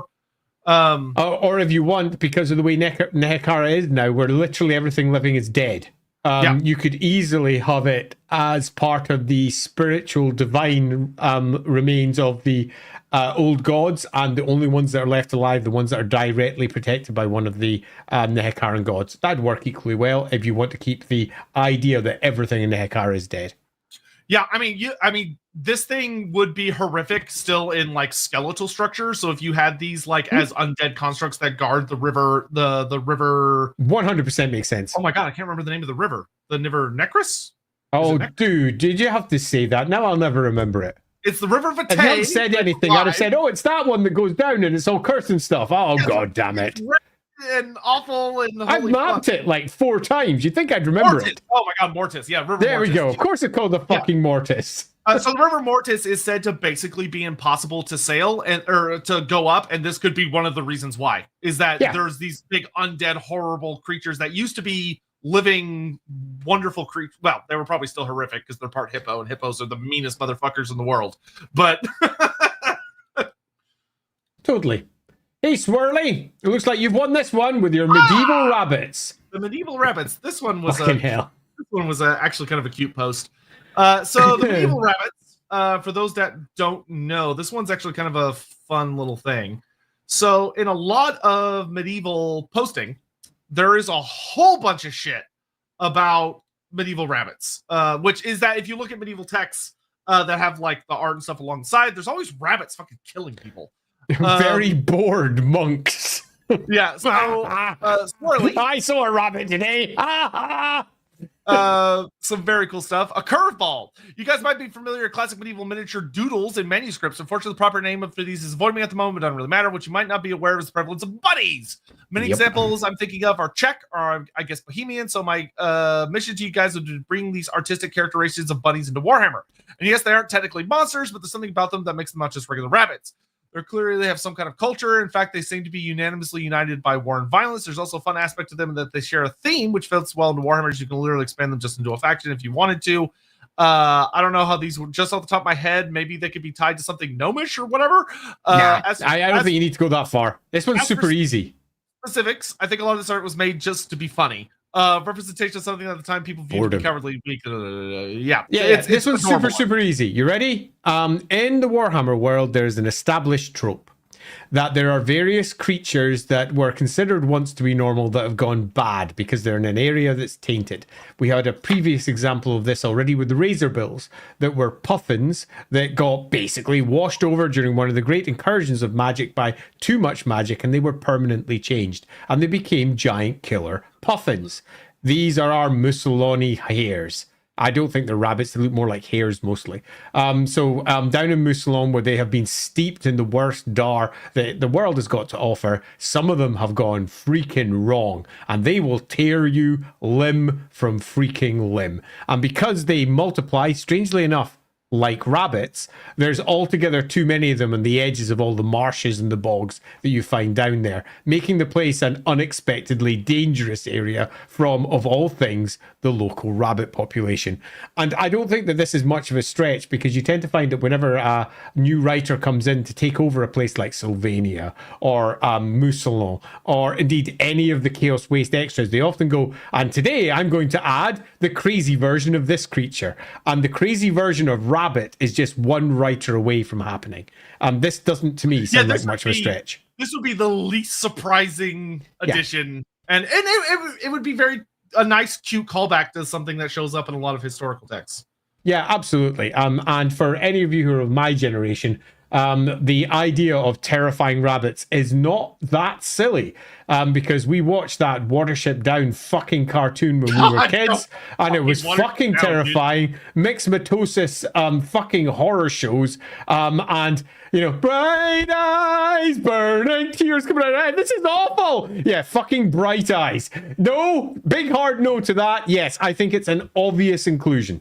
I was working in the lab late one night when my eyes beheld an eerie sight. I was working in the lab late one night when my eyes beheld an eerie sight. Oh, I told you that we'd get the Canadian, the Cobra chicken. Oh, shit! I accidentally started that again. That was Yalab's Goose Hydra. So, the Goose Hydra! Beware! It's okay, I can do this one easy. Nope! Next! I'll do it again. Nope! It's just next. A big mutant goose.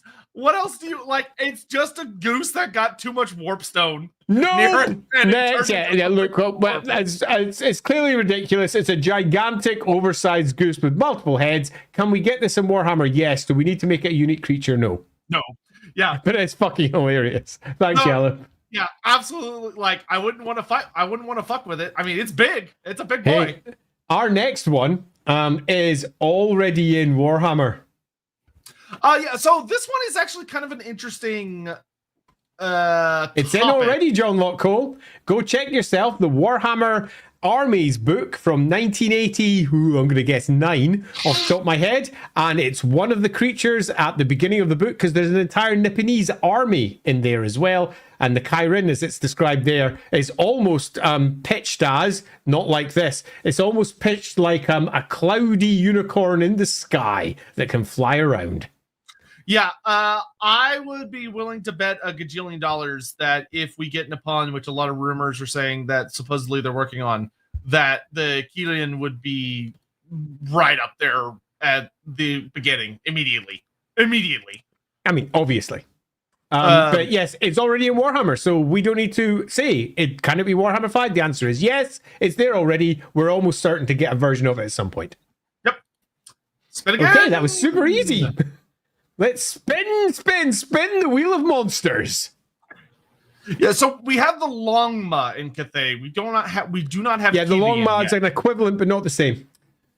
Oh, what's this? Mickwick's domestic tutelary spirit. Yes. So this one. I don't know this one. This was a clever entry because it's not really a specific creature. It's more like a genre. So the domestic tutelary spirits. So yeah. So let's see. Mickwick. Oh my god, I made this one so long that I have to open this thing. So this was in the LAWhammer Discord.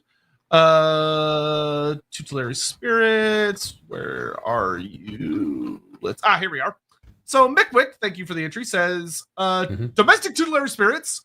Many origins, but most of the ones below come from lairs which originated from the Roman Empire. Domestic tutelary spirits such as brownies, hobs, silkies, lairs, and the like. The specific lore for these creatures can vary a lot, as you'd expect, but my personal favorite of the version of the creatures has always been that they're either created or attracted to homes that are loved and cared for, and they join the household. They play mostly harmless pranks at times to keep those in the household in check and for their own amusement. They then stay for as long as they and the household are treated with kindness, respect, and diligence. And if they leave, it's not just a great shame on the household, but usually a dark sign of decline and moral failing. Well, not necessarily. So we're not there yet. Sorry. Almost. Well, not necessarily traditional representation. One of my favorite versions of this kind of creature was the Ancient Magus Bride, which has the whole bevy of these kinds of creatures. And I would love to hear if Andy's seen it and his opinion as someone actually from the area many of its tales interact with, the Ancient Magus Bride being an anime. Totes. Yes, this is a classic trope in real world myths of various fae folks. And it was referenced several times in various points of Warhammer, particularly when we moved to places like Kislev, where the idea of various spiritual entities that can be enticed in and look after them, and if you lose them, it's bad news. And yeah, that's still sort of there with the hags, but everything got twisted around. All of the good spirits got dropped, loosely speaking. They're really now left for other groups like elves or the hags of the forests or any equivalent, and they're very rarely good. They're most commonly self-motivated for one reason or another. So the idea of spiritual things that aren't familiars, I would probably hard no upon. And there's a reason for that, because when we were repitching Kislev and building the new version of it, there was a discussion as to how much of Something Rotten in Kislev should we keep, where there was all manner of old, very, very fey-like creatures mentioned. And the answer was, we don't want them. That's not what modern Warhammer is anymore. We've moved past that, and that never was the most Warhammer of books anyway. What we want is creatures that have got their own vile backgrounds and speak to what exactly they are, and they're often shapeshifters, self-motivated. They're not sitting there just enslaving themselves to someone else just to see what happens. Yeah, no. So long story short on this one, I would hard nope on it and twist it into different types of stories, and wizards and similar getting things that look like this, but are actually familiars, spirits pressed into service, and much less beneficent. I can't get the word out. It's late. Well, I'm already at like almost 11:30 at this end. But much less creatures that are doing it for their, own good. I would probably hard open this one.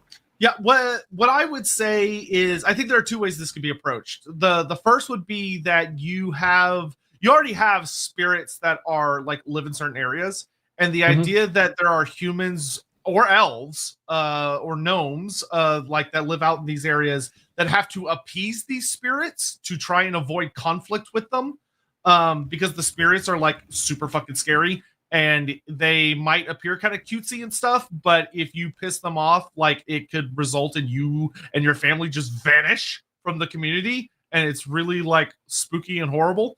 The other way is, I think this could actually, if you're doing roleplay, I wouldn't make this like a common thing throughout the setting, but if you wanted to have a particularly fun little story, you could do, for a little roleplay adventure, you could do a scenario where like your PCs arrive at a house or a place where this appears to be what's going on, but there's something way more fucking sinister right beneath the surface. See, that's where how these sort of stories are generally picked up with Warhammer. What you take is ideas that people are already half exposed to because of their own awareness of childhood myths and fairy tales, and then you present it to them in Warhammer, and often they go, oh, it's one of these, and then they find the truth behind it and go, oh shit, no, it's much, much, much worse. And that's probably how best to use it. I agree completely. Donovan, another suggestion I thought of, the just don't. Tlaloticutli. There we go. It's an Aztec giant toad-like monster deity with crocodile skin, and some depictions has additional mouths on its knees and elbows. Ugh. She often adorns herself with human skulls and a skirt made of human bones. She also has a river of blood pouring from her mouth. Yeah, this is an individual entity. Yep. Sounds like an individual entities like this totally fit. Yep. Sounds like a spooky river entity that lives in somewhere in Lustria. Yeah, it totally does. Undertaker, by the way, about Noctalb, another older name is Nachtmare, also seen Nightmare. Albtraum is still the German word for nightmare. Yeah. But I mean, it's literally for night terror. The Catoblepus. Catoblepus. Yeah. So, Catoblepus. Thanks, Lord Spooky Scary, for that one. Yeah, this one's an old boy. Let's see, is that from the LAWhammer or... Yes. So that's from the LAWhammer Discord, and I remember that was one of the last critters posted, if I recall. He says, as he scrolls up and up, and there you are. The Catoblepus is a lesser-known Greek/Roman mythical beast. It supposedly hails from Africa, specifically the Upper Nile region. It is believed to be based on the wildebeest. Catoblepus appear similar to a large Cape buffalo, typically with a heavy, shaggy head, which is always turned downwards to the ground. Its face is sometimes described as hog-like with horns, and it sometimes has scales on its back. Usually the face is horrific to look upon in some fashion. Notable feature is sometimes its bloodshot eyes. Generally, Catoblepus is sluggish, and the fact its head is so heavy and is always held downwards is actually a great boon, because it supposedly has a range of dangerous power should you ever see its face. These range from its gaze killing you instantly to poisonous breath to jets of flame from its nostrils. Catoblepus is rarely overtly hostile, and because its head is nearly always turned downwards, it can be avoided very easily, but its ire is, if crossed, is truly terrible. Yeah, the Catoblepus is basically just a wildebeest. That's what it is. It's one of those ones which, much like many of the creatures that the Romans and up into the late medieval era peoples of Europe encountered, they just repitched them. They tried to take pictures. Various historians for the time tried to understand it, but this is basically just a wildebeest. And I don't think that we need to do anything more from the perspective of justifying it, but could we take the idea of the Catoblepus as something else, this great scaled cow, and do something with that? I mean, sure. The real world one, as I recall, comes from, much as you said, like the Upper Nile, so we're talking Ethiopia area, wildebeest from that area. So we're now talking Southlands. Yeah, we're now talking into the Southlands, and we could have ourselves just outside the trees of the Southlands herds of big scaly wildebeest, effectively, that are with their heads down, clearly natural grazers. All of that largely fits, and we could add a few fun details for why they're different to our standard wildebeest tropes, and we're off. That would be actually, I think, a really fun place for them, because that's also like you could have these very hilarious stories of how like the humans are really good at dealing with them and avoiding them, but like the greenskins particularly enjoy antagonizing them and then trying to survive once they piss one off enough to go after them. And it's like a whole thing for greenskins. I mean, it's all about building interesting local fauna in different parts of the Warhammer world. And we could take the legends of the Catoblepus, which are almost certainly just a misinterpretation of other creatures from Africa, and turn them into something super fun. Warhammerify the cactus farm for Final Fantasy. That's literally just like a forest spirit in a place with cactus. That's all it totally is. I mean, they sort of already exist. And then we've got ourselves various little, almost mischievous spiritual creatures across the Warhammer world that generally only manifest in spiritually heavy areas, like, for example, the Lorelorn, Kislev, Albion, Nippon, and a few other places as well. So we probably almost certainly have something like this. Stephen Lucas, not deer, just a normal deer in Conquest of Elysium 5. Many a civilization has fallen because they forgot to leave people to guard their only fort. True fact. Diamond Man, correction to my earlier comment, I was actually thinking of the Sepectli, which is a monster rather than a deity. This monster is part fish, part crocodile, and part frog, and always has additional mouths on not only on its knees, elbows, and every joint. I mean, what other joints are there? Like the shoulder? Holy heck. That's too many mouths. Too many mouths. Spin the wheel! Oh, I was just doing that too. Here comes the wheel. This time we have. Lucas, has there ever been an Amber Wizard that turned a human into a half animal for some reason? Even without Dar feels like it could do that. First, the Amber Wizards turn in themselves. They don't turn externally normally, so they don't turn other people into other stuff. So you'll be looking at more witchery than amber magic. Witchery is noted for doing all manner of stuff like turning people into toads. We discussed that with Morgana Le Fay just the other day. She was known for doing exactly that. So you're probably looking at some form of witchery instead. And witchery is often less to do with Dar, but not really an Amber Wizard thing. The knocker. Yep. Grabbing it. Knocker. Thanks, Heron. I do like a knocker. Why? I do like knockers. That certainly came out wrong. I mean. Bloody hell. Why? I'm just going to shut up. Why do I not? Where'd he go? I know he's on this list somewhere. Why can I not? Did I put the knocker? Why would I do that? Why would I do that to myself? Know. Where's your knockers, dude? No, I don't see him there. I should have just done this in order. Knocker. Where's my? I'm pretty sure it was over in the LAWhammer forum because I spotted it not that long ago. So you should find it. I know it's in this stupid file. Where the fuck did I put it? Did I not save that one? Maybe I didn't save that one for some reason. Maybe not. Cornish knockers. This is the last time I'm looking, and then I'll just grab it again. Yeah, I guess I somehow missed that. Weird. Okay. Knocker. There he is. Oh no, it's because of the gosh darn it. It's because of the type of file it is. Give me half a second. It's a difficult picture file. Yeah, it's like an AVIF file. Ugh. So I'm just going to convert it very briefly if you want to do the next super chat. As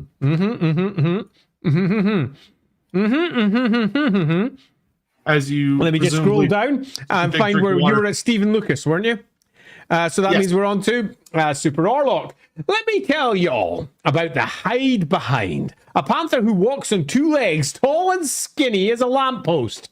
All it wants to do is hide behind trees and eat the guts of anyone who it can sniff out with its great sense of smell. The only thing that wards it off is the strong smell of whiskey. And Mr. Foreman, that's why I'm drunk on the logging camp. Thanks, Super Orlok. Hammond, not flamenco or salsa, my brother. Do you know Natu? Do you know Natu? No, but I mean, it's Hammond, so I feel like this is some kind of trap. So do I. So I don't want to say anything. I'm just going to move on, Hammond. Please tell me what the trap was. Rockaboy, and that's a knocker. Rockaboy Jukebox. Hydro Goose is 100% corn-coded, and he will not be persuaded otherwise. So the knocker, mythical subterranean gnome-like creature in Cornish and Devon folklore. They were given the name knockers due to the knocks they sent to the mines to warn miners, or in some cases cause cave-ins. The Welsh countertop is the coblin. It is closely related to the Irish leprechaun, Kitch's clockler, and the clocker, and the English and Scottish brownie. The Cornish describe the creature as a little person 2 feet tall with disproportionately large head, long arms, wrinkled skin, and white whiskers. It wears a tiny version of a standard miner's garb and commits random mischief, such as stealing miners' attended tools and food. When properly respected, they warn miners ahead of cave-ins or deadly gases. However, if angered, they can go from helpful mischief makers to dangerous creatures who will harm people if provoked. They were originally thought to be Buka, sea spirits, who lived underground, but shifted over time to them being the spirits of deceased miners. So, bizarrely, we already have these in Warhammer.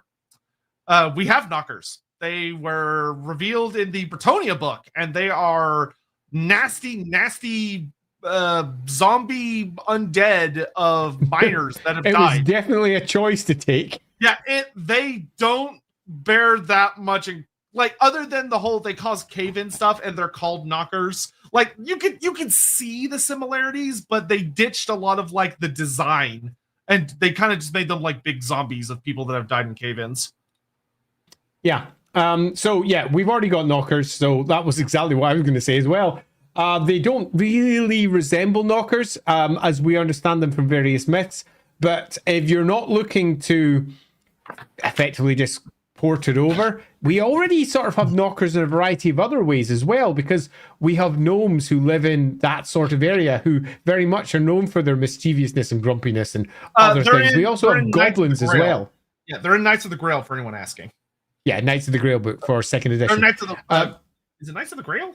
Yeah, it's Knights of the Grail. Okay. You're making me doubt myself, though, but no, it is. I was doubting myself. And we also have goblins as well. Goblins who fulfill much of this role, too. So we kind of don't need another one, unless we're doing something with it specifically and there's a good tale to be told. But we don't need another sentient species sitting underneath the mountains of the Warhammer world without a good reason for them being there. Yep. All right. Spin away.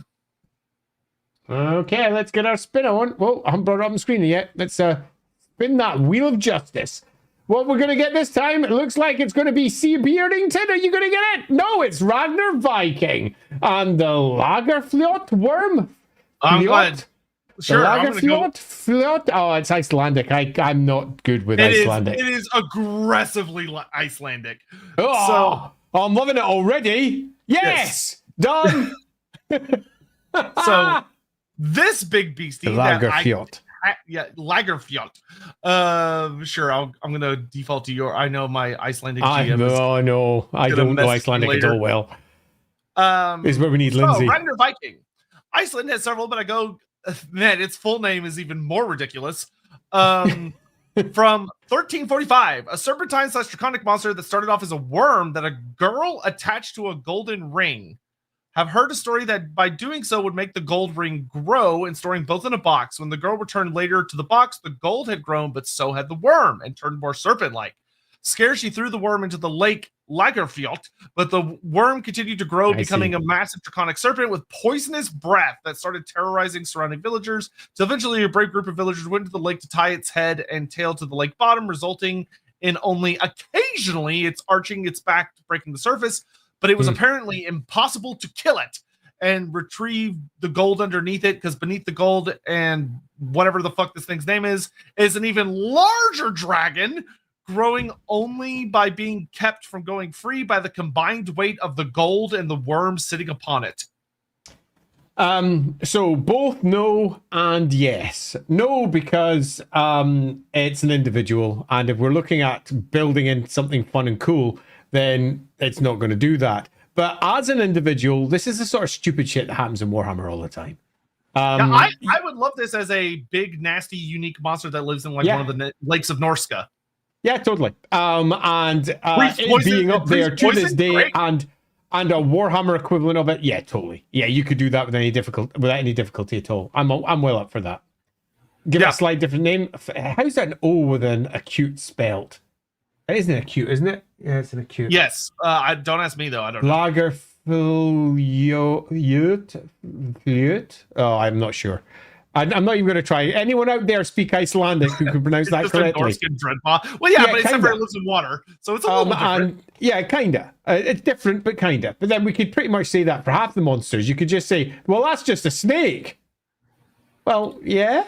Yeah, it's a lake serpent that breathes poisonous gas. Very cool. What's not to like? Okay, here we go as we dive into. Is it the Nuclavy? No, almost. Oh, it's not. It's the Kamayatachi. One of the yokai from Japan, or Japan if you prefer. Pie guy. No, don't say that. I'm just reading what it says there. Japan. I'm presuming that there's a spelling mistake there somewhere, either by Pie Guy or whoever inputted this in. Oh man, that killed me. I'm dead now.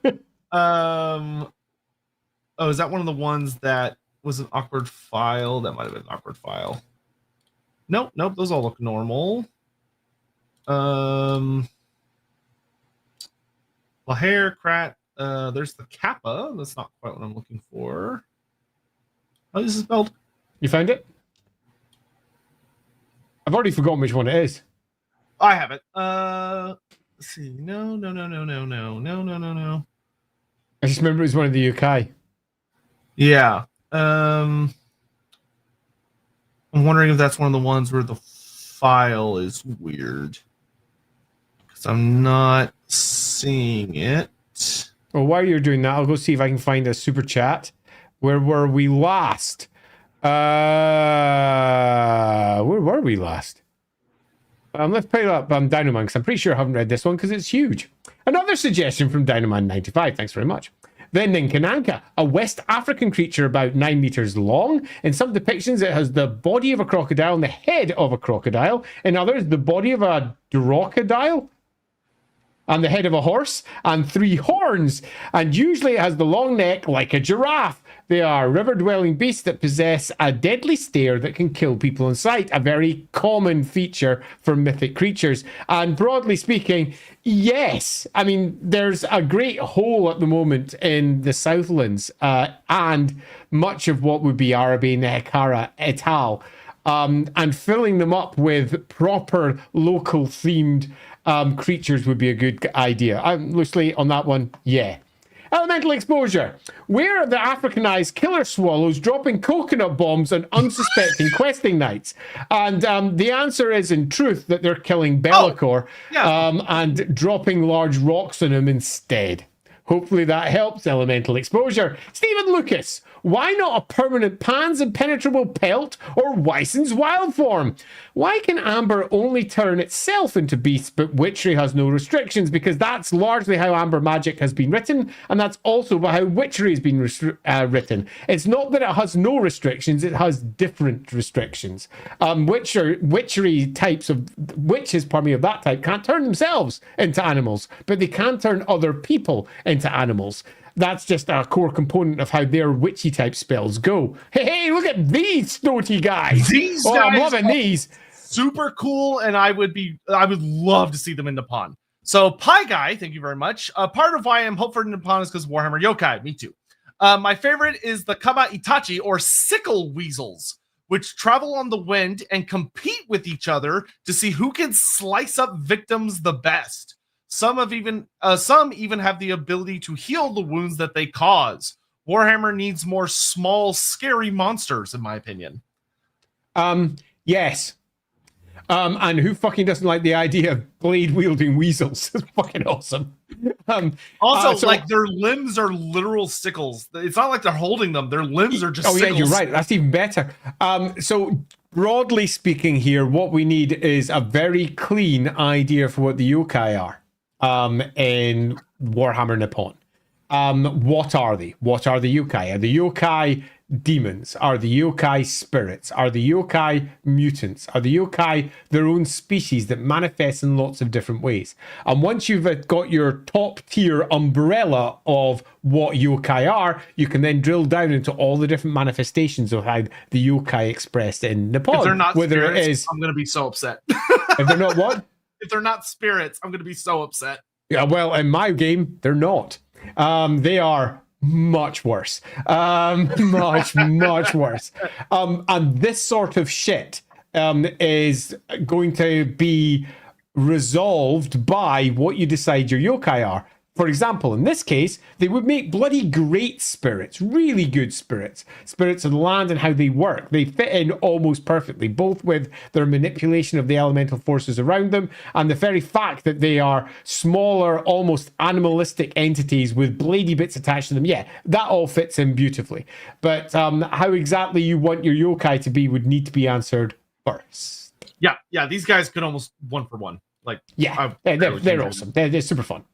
All right, next up. Alrighty, let's spin the wheel. What are we landing on this time? Is it going to be Nagarashi? No, it's not. It's going to be JP the DM with Mishi Peshu, I presume. Oh, yes, the Mishi Peshu. American. The Mishi Peshu? Peshu? Yeah, Mishi Peshu. So, that's L. Oh. While you're doing that, I shall bring up Dynaman's comment there. I meant in some cases the head of a donkey, body of a crocodile, other cases head of a horse and body of a crocodile. Got you. Formatting thing went weird. It sometimes does, Dynaman. And yeah, I still agree. Think it sounds great. And while he's looking, I'll also move on to Undertaker number 1. What would you say about the Yamata no Orochi, the 8-headed, 8-tailed serpent as a Nipponese chaos dragon with each head representing a wind of magic and the 8-pointed chaos star? And my answer to that would be yes and no. The yes, because having it tied to the winds of magic, I think is perfect. But do we have to make it chaos? It seems like chaos is the obvious action. But if we were doing that, then surely all the dragons over in Cathay would be chaos, because each one of those is attached to one of the winds of magic.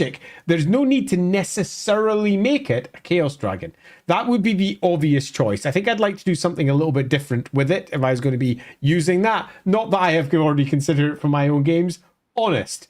But yeah, I think that you're definitely onto something there, Undertaker number 1. Could it be used as a chaos dragon? Damn straight, and it would be a terrifying one. And I think would make for a super fun one at that. Or alternatively, you could take, for example, the fact it's got 8 heads, 8 tails, and presumably 4 limbs, or no limbs, depending on which one you go to come up with a different sort of story and how exactly that applies. But broadly speaking, yeah, I kind of love that one. And I think it would be an obvious port over into a version of Warhammer's Nippon if you wished to do so. How's it going over there with your look? I'm double checking. This one is not on my list. Well, I don't know it, so I can't speak to it at all. Yeah, let me just this well, one. While you're doing that, I'll bring up Undertaker number 1 again. The reason for why I went with Chaos for Orochi is because it's considered the Japanese version of Chaos Kampf. So it would fit very well as a major Chaos character over in the East. And yes, again, I agree completely. I think that there is more than enough there for it to work as that. And yeah, I think it would be, as I'm imagining it actually as a piece of art right now and how it could manifest, be fucking amazing. Yeah, I don't know why. Yeah, this one was the very first one. Yes, yeah, I got it. Excellent. Let's bring it up. Let's see what we're going for this time. It was when I was trying to figure out how I was going to make my list. Oh, holy shit. So the Meshipeshu. The Meshipeshu, or the underwater panther, is a creature from Native American lore that lives in the deepest part of the Great Lakes and connected waterways. Frequently an antagonist in tales responsible for dangerous lake phenomena. It can also be protective water spirit at times. It is the guardian of the lakes, the ruler of underwater creatures, and the guardian of local copper deposits. It is said to punish copper thieves with extreme vengefulness and was undoubtedly extremely dangerous. Appearance and size varies, but is most often an orca-sized feline body form with a long, thick swimming tail, reptilian scales, and bison horns, as well as a row of spikes on its back. Teeth, horns, claws, and spines are all made of copper. Important note, it's said to be the mythological opposite and opponent of the legendary Thunderbird. The Thunderbird. The copper connection is really, really, really strong and part of the core identity of the creature. Every myth involves some level of control over lakes and their weather systems, being able to summon deadly waves, riptides, and storms. Yeah, I don't think we necessarily need to deal with all of the great extent of magical powers when we've got a creature that's already fucking perfect for the underseas beneath Nagaroth. This is perfect. It's perfect. Copy paste. It's great. Yeah. So because the Nagaroth literally has the Great Lakes, and we know precious little about them, but they are massive. They're huge. They're even bigger than the real world ones. The real world ones are gigantic. So this being like the apex predator of the Great Lake area, perfect. Or one of the apex predators. Let's be honest. There's really big shit down there that is going to make. There's always a bigger fish. But this one being somewhere in the middle of the big fish area, I think works perfectly. Really love it. I think we're already done. That was great. Yeah, genuinely great. I love it. Yeah, and if they ever decided to do something with like a Native American culture, whether you go with something that's inspired by that, then having them in the underwater caverns that go throughout the continent allows them to appear in a lot of other places. The Tarask. The thing that started Ultra Eldrin. The thing that kicked off this entire string concept. Indeed. So we have our lovely Tarask. Where is that big turtle? While you're doing that, I'll see if there's any more little super chatty bits there, which there was. I'm just pulling them up.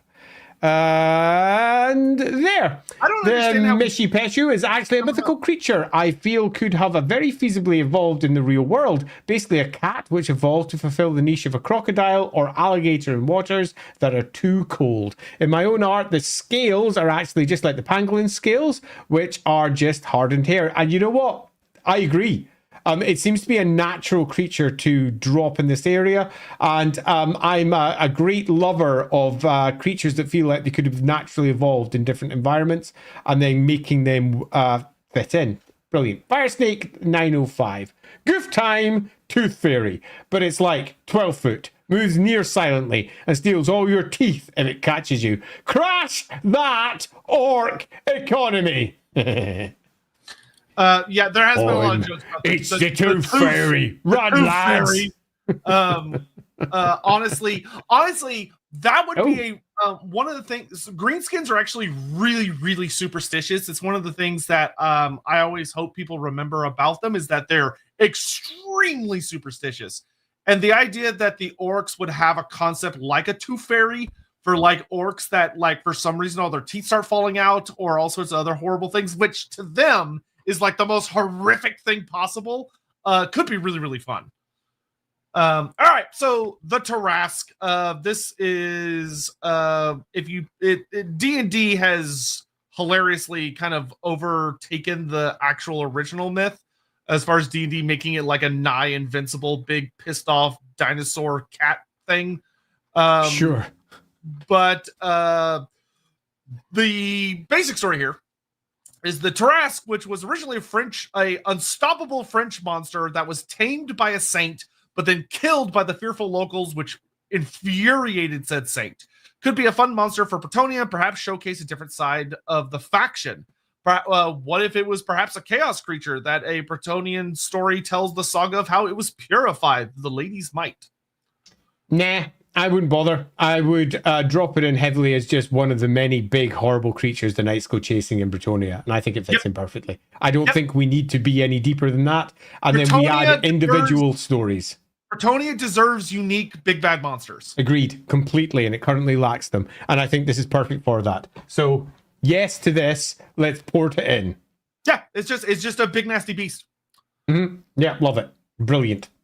Alrighty, let's see what's next on the Wheel of Mythic Monsters. It is... we go in Stony Bridge or Draymond? It's Draymond, the Necker. Necker's a pretty famous critter. If you play the video games that I play. Yeah, me too. I was thinking the same. I was like, I wonder what the Necker's like in non-video game versions. Now, while you're doing that, I'll see where we were on I got it. Oh, you got it. Yeah. Well, actually... interesting. So, this reminds me of the piece of art by Johan Egerkrans, who we had on Inside the Rookery. He had a really nice image of a Necker in that. Ah, yeah. The Necker. And for those of you who don't know, he's responsible for the Vaesen RPG, and that all of his art was ported over to make the Vaesen RPG. So Draymond says, here in the Netherlands, we have very few interesting monster mythological creatures. I'm sure you have more than you give yourself credit for. Mostly falling back on general Germanic myth. But we have one unique monster to us called the Necker, quite literally translates to Necker, which comes in a variety of forms throughout the lowlands. So most is often known under local names after a bottle of water. So like the something Necker or something vent. It's always portrayed as a humanoid, though its appearance can be from a normal man to a black demon and said to lurk in water of ditches, canals, swamps, and even wells. It will grab isolated individuals, usually with a large hook, and drag them down into the water to drown them and generally drink their blood or otherwise. It's, of course, mostly used as a sail to scare children. Also, fun fact, there's a restaurant close to me named the Necker Meneke. Meneke is like a little man in a very southern Dutch accent. What? I used to go there several times as a kid, and they had a well that you could look through with a small hole they kept open on top. Oh, that's terrifying. So this is one of two things. One, it's a water spirit, we're done. That's all it needs. It's a water spirit, and it's particularly water spirit near Marienburg. Yeah, it'll do this perfectly. It's a water spirit, and I don't think we need to go any further. You could, however, have it be some form of unique humanoid marsh-dwelling individual. your fishman equivalent for the marshes. And whilst you could do that, I don't think it's necessary, particularly given that Neckers and the various other spiritual type entities that these groups all share is generally a spirit. So I'd probably go with spirit and just run on with it. Yep. Yeah, just it's Marienburg like localized river spirit. Yep, totally. Or water spirit. What's next on the mythic wheel? Next, we have got ourselves. It's raw cyan. It's not. It's C. Beardington's bunyip. The bunyip. Bunyips are fun. The bunyip. So let's see. This is from the. Wow, that's not an image that I've seen before for a bunyip. Bunyip. While you're bunyipping along there, I'll just pick up Dynaman's comment. Semi-rant topic, much like the Charybdis, manticores are already in Warhammer, true. But where are their scorpion tails? And several of the manticore miniatures, believe it or not, did have them from Games Workshop. They did. Yeah, a lot of the Warhammer fantasy ones, the older minis had them, and then they kind of 100%. And they kind of vanish in later ones, but it wouldn't surprise me if they return again when they do new models. It's one of those things that tends to cycle around Dynaman. So I don't know if I would just instead say there are different breeds of manticore in the Warhammer world, some of which have scorpion tails, some of which do not. Yeah, I remember there was a whole hubbub when Age of Sigmar released their big heroic Lady of Cities of Sigmar on her manticore, because her one does not have a scorpion tail. A lot of people were like, where's the scorpion tail? Where's the scorpion tail? In fantasy, most of them are supposed to have it because that's where they got their poison attacks from, was the scorpion tail. 100%. Sir Beardington, the bunyip. I quite like the bunyip, an aboriginal cryptid said to live in swamps and other bodies of water, known for making booming or roaring noises, and was given to devouring human prey, especially women and children. Additionally, the bunyip was also used as a synonym for imposter, pretender, humbug, and the like, which we could use as an inspiration to make a slightly more unique variant of evil river monster. Basically, bunyip, cut, paste. There we go. We're already sorted for our Lumbria. Yeah, totally. It's a Lumbrian creature of the marshes, and it's fucking terrifying. We don't need to go any further. The bunyip's great as is. We don't need to do a great deal more. We just build ourselves a big, nasty, marshy beast that booms around in the forest, terrifying anyone and eating anything that crosses its path. Done. Talia's sorry. It's not that she doesn't have the scorpion tail. She has feathered wings instead of bat wings. That's what the whole thing was about. Now I remember. Good to know. All right. Next. Oh, we're spinning the wheel again. Yeah, bunyips are great, especially if I like that some people have it where they make like a cacophonous, like they have a roar that's like boom loud and can like stun people, which is cool. Ooh, it's gonna be Juris's cursed scarecrow. No normal scarecrow, a cursed one. I only saw one scarecrow entry, so I don't know what. I'm just gonna go with the one that I have.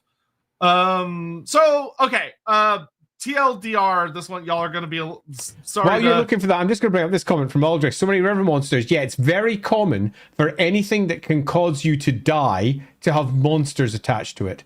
And the vast majority of people, when they're going about their normal existence in fields and around those areas, didn't encounter anything dangerous, so didn't die. You go into the forests, and believe it or not, most forests are pretty safe in most civilized areas. You're fine. Then you fall in a river and drown.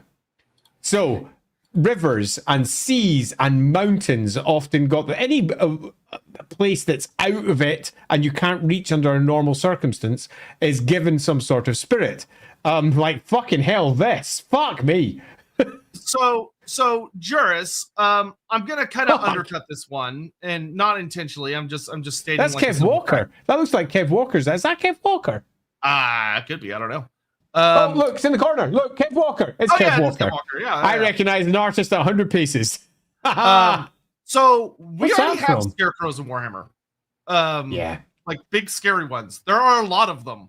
They don't show up in the battle game, but if you multiple editions of the roleplay game, they're in 2nd edition and 4th edition and 3rd edition too, I believe. But scarecrows are a classic in Warhammer, though there are different kinds. I will look at your. That's a magic card, apparently, by Kev. There we go. Good to know. I am looking. Oh my God, I don't know why I try and be like, oh, I can shortchange I could bet I could take a shortcut, because every time I try and take a shortcut, all I do is make it take longer. Well, while you're doing that, I'll bring up a comment from Dynaman. Speaking of scorpions, the Goethe Blulu, I've said that badly, the original scorpion men from the Akkadian mythology. However, my favorite version is one that is a bird with a human head and a scorpion tail. Nice one. That's a weird thought. Joris, I've always been a fan of cursed and living scarecrows in fiction, while recently using modern horror for media. So, okay, I'm just going to skip to see you. Historically, they've been used in various cultures, prominent even dating back to Egypt and Greece.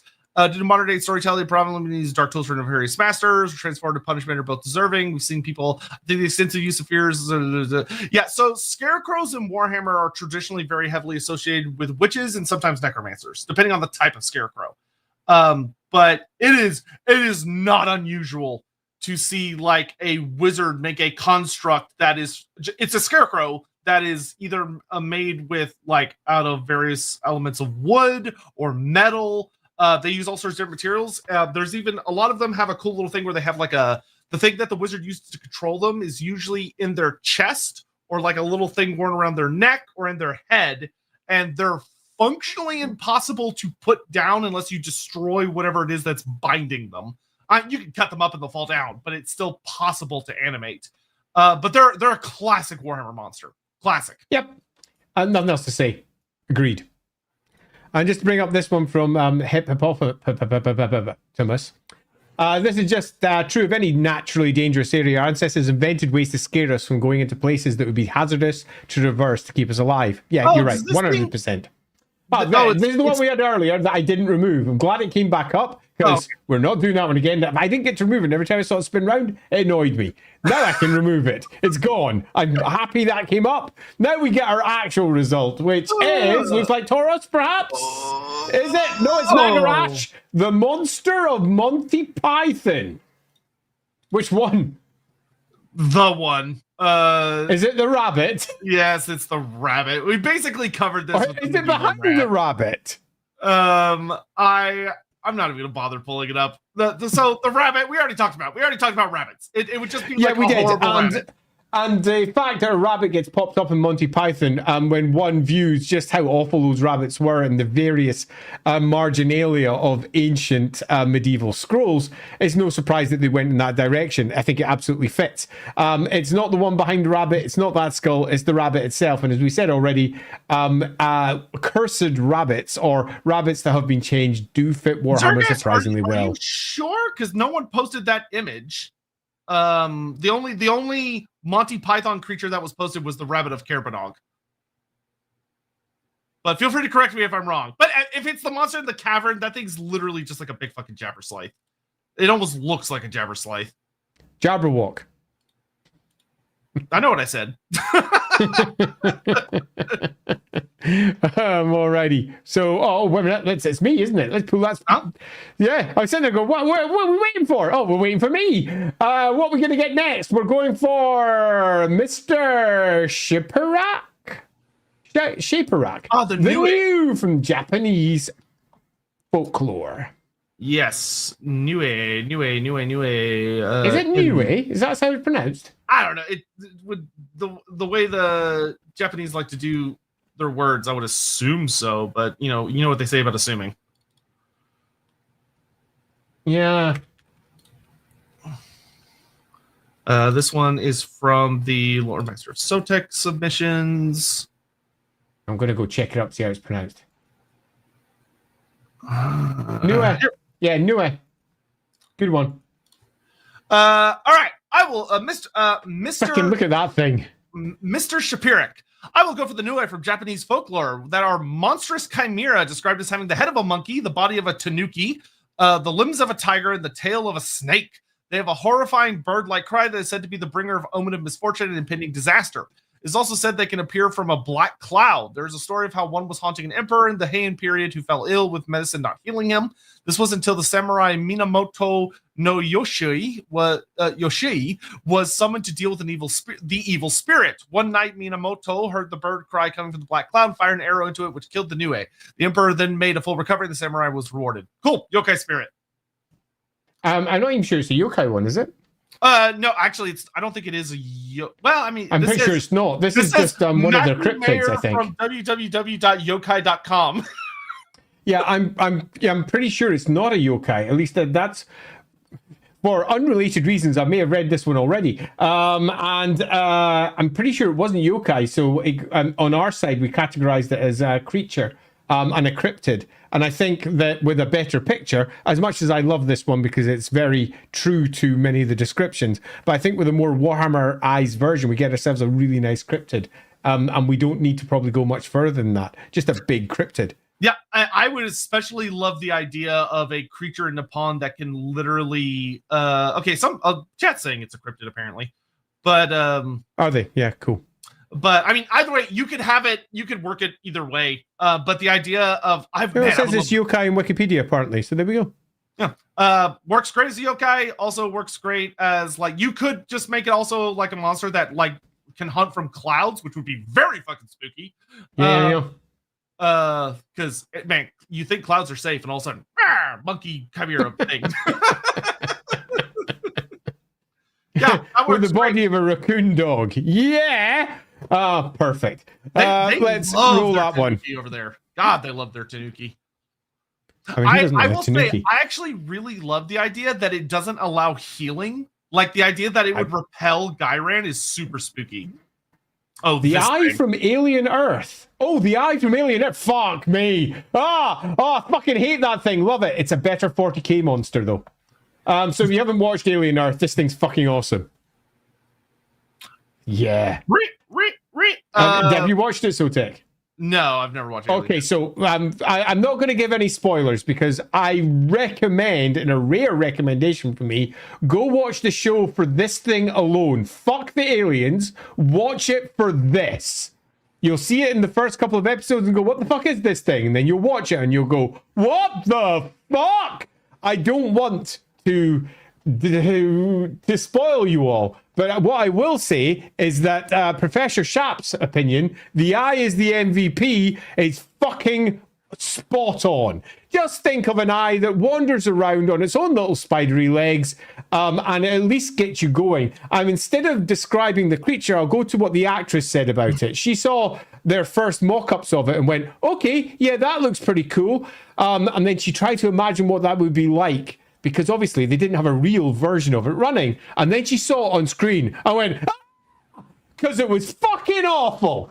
It is, however, a perfect piece of 40k nonsense. I would prefer not to have this in Warhammer. However, if I was going to put it somewhere, I'd put it in Nagaroth in the north, where things have gone a bit weird with the great amount of dar that they've got there and how things go a bit strange. Yeah, I'm not going to read this whole thing because it's very, very detailed. Yeah, don't read it because it's a massive spoiler. I don't care about spoilers, but no, but I do, because this show is worth watching for this. Loud. Yeah. But I'll for yourself. Yeah, totally. Yeah, this works really well for a parasite that has been heavily mutated by a lot of dar, and like has. It's a very unfortunate thing. I'll give it that. It's fucking awesome. It's worth watching the show just to see how this thing works. Trust me. So let's leave that one there. 3. Thank you for that. Yeah, it's an awesome one. But I put that one in 40k. It feels like a 40k creature. There's no need for it to go anywhere else, but it would work very well in Warhammer 2. Flatline will survive, and it's the Slide Rock Bolter. The what? This thing is what the heck is this? This thing is surprisingly horrific, but also very stupid. So fucking hell! Yeah, look at the size of it. Yeah, the Slide Rock Bolter is. What the fuck is this thing? So this is a very bizarre creature. Basically, all that it does is it's a big monster that likes to. So I think it's an American cryptid. So it's this big creature that likes to get on top of high places, and it waits for people to be wandering past a mountain, and then it slides down so it can eat them. And then as it stretches out and eats, the momentum of its body, like stretching out, then lets it pull itself back up. So it basically just like comes down, grabs people in its mouth, and goes back up. So it's so it comes down in a rock slide, it eats you, and then pulls itself back up. Look, this is fucking stupid. But it's very stupid. But which makes it perfect. The idea of, as described there, right there by Killeraholic, yeah, as a mudslide with teeth. there is something in that. Because often when it's a little bit like writing for Doctor Who, you take something that everybody is naturally afraid of and you turn it into a monster. And that's loosely how Doctor Who has managed to survive for 60 years, producing yet more shows. They take something that makes you scared, whether it's the dark, whether it's the unknown, or losing your memories, whatever else it might be, and they turn it into a monster. The idea of turning a rock slide into a monster is a good one. The idea of making it look like a big penis whale is perhaps not the best option. And it could just be an unfortunate thing of this particular art. This particular piece of art, which actually makes me laugh. But I quite like the idea of something that comes down in the scree, all the loose rock, and gobbles you up from underneath. There's something in that, and I think we could definitely make something perhaps better than a penis whale that holds onto a mountain by one presumes it's stretchy gonads. We don't need stretchy gonads in our monsters, but I think there's definitely something in this. I really like this concept as a monster that the dwarfs warn about, and the dwarfs hate these things, like loathe them, and like warn people about them, and like some people just think they're ridiculous myths or whatever. And if you come across one, they're basically an ambush predator that triggers an already hard to survive event, which is nasty. Like that's double whammy of suck, which would be fun. And in the end, if you're looking to create something that creates a lot of meat, as in a rock slide that kills people and leaves meat behind, you could see that if something was big enough and had enough intelligence, it could do this. And then combine that with something that can actually burrow or move underneath this loose rock, and you've got yourself a perfect predatory situation. I think that there's something in this. I would very much like to see this manifested and turn into something real, but the example that we have currently is clearly nonsense. Yeah, let's make it a little more threatening, a little less violating looking. Yeah. Holy shit. Oh no, the penis rockfall. Is it Jaunty Scarecrow? Is it? It's not. It's El Lobo with the Mongolian death worm. So, okay, this one, a bit of a not super controversial opinion, just kind of like a base fact. We already have it, to be honest. It's literally the oh my good god, the Dreadmaw. Thank you. It's basically just the Dreadmaw. The Dreadmaw is very heavily inspired by it. Mongolian Deathworm, of course, is really, really famous. Like I don't even have to look up the entry. Thank you very much for the entry. But it's basically a big, horrible sandworm that is said to be extremely toxic. And some of its myths have grown exponentially more fantastical, where some of them are like, absolutely massive and they have a lot to do with the Doomworm. But most of the like actual myths and stories, they're quite small, but they're like extremely venomous. Horrifically venomous. So you could, if you based it on like the smaller version, this could be a fantastic creature that lives out in like the Darklands or the Warpstone Desert of Cathay, that has nightmarish venom. Does the Dreadnought? Yeah, I would possibly twist it. Yeah, I mean, because we've already got this, so I would look for creating something a little bit different in to the north of Cathay. And running with that. This is definitely an interesting they do shoot potential, a potential story where we could take the already existing Dreadmaw and build it up with another variety of it, a different strain of Dreadmaw that perhaps burrows in a different way, that perhaps is attached to Azir, is perhaps a deep blue in color instead. And manifests in a slightly different way. But broadly speaking, let's just get ourselves a new version of a Dreadmaw and work with that. Yeah, if it burrowed through like the mountains, like the ancient giant lands and stuff, it would be really high up in the atmosphere. Even that's too far. I'd want to move it much further east. Further east, because it's a Mongolian. I mean, right into the east. Where it's a step, so it's... Yeah, it is. Yeah. But I wouldn't like it to be part of the mountains, because it doesn't feel like it's a mountain creature. You'd want to be part of them beside the plains and what's going on north of the Great Bastion.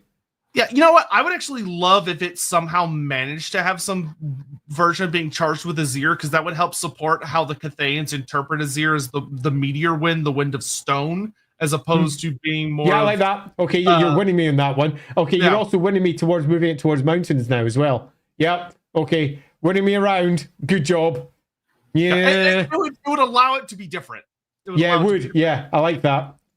Yeah, I like that quite a lot. I'm not quite sure how to. Oh, Alexa, shut up.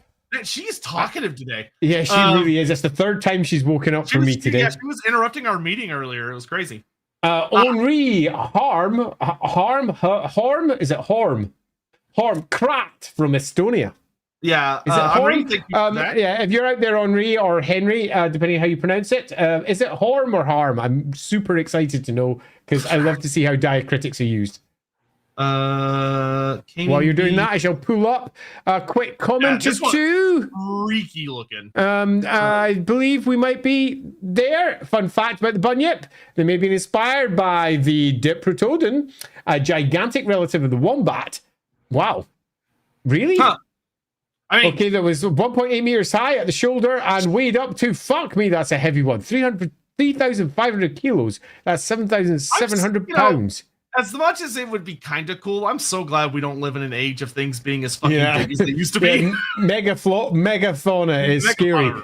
Yeah, Undertaker number 1, because I recently saw a piece of fan art for the Digimon Machine Draymon in 40k. How about a Skull Greymon? An effing huge, effing angry undead dinosaur hell-bent on destruction. When it originally died, its combat instincts just kept going, even as its body decayed. It also has an organic nuclear missile in its back. Of course it fucking does. It's easy. You have a dragon corpse that haunts the dragon's graveyard, and it's still like we already kind of have that. Yeah, good point well made. These already basically exist. So this is the Krat from Estonian folklore. So this creature is a demon that offers helping hands to farmers in exchange for making a pact with the devil. From Estonian folklore, the Krat is a creature born of human desire and cunning. Traditionally, it's constructed by its master from household scraps, such as tools, hay, bones, or any refuse at hand, and brought to life through a pact with the devil, sealed by offering 3 drops of blood from the master in question, which sells your soul to the devil. Some stories, the farmers have tried to use juice instead of blood to trick the devil so they can keep their souls. This usually does not work. Once animated, the Krat becomes an obedient servant, a tireless worker that can steal, carry, or create whatever its master commands. Its body is often a chaotic tangle of junk and tools, animated by infernal fire that glows in its hollow eyes. Though seemingly loyal, the Krat's devotion is rooted in the greed and pride of its maker. If left without orders, it becomes restless and dangerous, turning on its master in a fit of demonic frenzy and trying to kill them. Right, so we've already got this. This is, if we just take away the names and everything else, this is how familiars are created. It's not the only way to create familiars, but building something and binding a spirit to it and basically bending it to your will is a core component of how some familiars are created, often using a local spirit and infusing that spirit into the local thing. And it involves doing a binding, which also often involves making a deal with the spirit. So this already exists. It's basically how familiars work for some familiars. Some of them aren't work like this. Some of them are actual spirits going to animals. Some of them are entirely different on top of that. But this is a classic automaton familiar. So we already have this. And I love that we could have different names and different manifestations of it. What I particularly like about it is that there's no reason that it has to be just wizards that do this. Anyone who's magically active could potentially try to bind spirits into servitude and use them to basically be their house slaves. I love that too. Perfectly works on this, particularly if this house slave should find a way out of its deal or its binding and will probably massacre the entire family that enslaved it. Good Warhammer tales abound. Yeah, this creature works especially well for like warnings about people that try to create things like familiars and they don't know what they're doing. So things that they did not intend, like their personal greed and avarice and stuff leaking into their creations, is awesome. great. Yeah, this is great. Love it. There's nothing here that I would particularly change for Warhammer. There's a good tale here, and we already have existing examples of it, so we can just use it. Alrighty. Spin away. Spin, spin, spin. We're now on to Necromancer Kobold. And what is Necromancer Kobold? Mimic. The Mimic. Classic. Fuck off. There we go. Done. So Mimics, I fucking hate them. Yeah, so first of all, they're terrible. They're absolute bastards. They're not that weird in Warhammer, if anything. The reason I think they honestly didn't appear in Warhammer is because, unfortunately, they're stupid. They become very basic. They're very basic monsters. You can have them in Warhammer so easily without doing anything. I mean, there's already various familiars that are basically this already. Particularly a familiar that's been bound into a chest to protect the wizard's goods. And then you come along and you're not the wizard, so it tries to eat you. There are various examples of similar things to mimics that don't make them a species of weird chest-like creatures, because fuck that. So we already have it in Warhammer, but we have it in a better way, I would argue. Yeah, and like if you ever are like, oh, but I want like an object that my players expect to be safe, and it's not, like, just that's magic. There's loads of ways to do it. It's lots of ways to do that. There's so many ways to do that. 100%. Here we go. Spin that wheel, and we have this time. I will say that the Dark Soul ones are particularly horrific because their limbs they're way bigger than they have any right to be. Shoo, the Caming Beast from China. I don't know the Caming Beast. This should be fun. Yeah, the Caming Beast is really good. The art that he posts was really cool. Okay, looking forward to this one. While you're looking for that, I'll see if I can get through another comment or two. Where were we last? I do believe I'll just pull up this one first. The eye from Alien Earth looks cool. That's because it fucking is. But spider with giant eye does remind me of the one episode of Red Dwarf where android Crichton is stranded and detaches his hand and sticks his eye in one of the fingers and then sends it off to get help. Yes, similar. Certainly not the fucking same though. One is funny. The other one is not. Sure. Thank you very much for your submission. Shu says, may I present the Caming Beast, which is the literal translation. Oh, the literal translation is the progressive beast from Chinese mythos. In ancient texts, classics of mountains and seas, it said that he has the body of a tiger, but 9 distinct human heads. Oh. He is the guardian for Mount Kunlun, which is actually in Warhammer. We have a Mount Kunlun because that's where the Celestial Dragon Emperor was born. Yeah. A sacred mountain that's considered the pillar of the world, connecting heaven and earth and the dwelling place of gods and immortals. The mountain had 9 entrances, and the beast guards all 9 entrances of the mountain and has the ability to see and observe all things. It is responsible for examining all living beings entering and leaving the divine realm.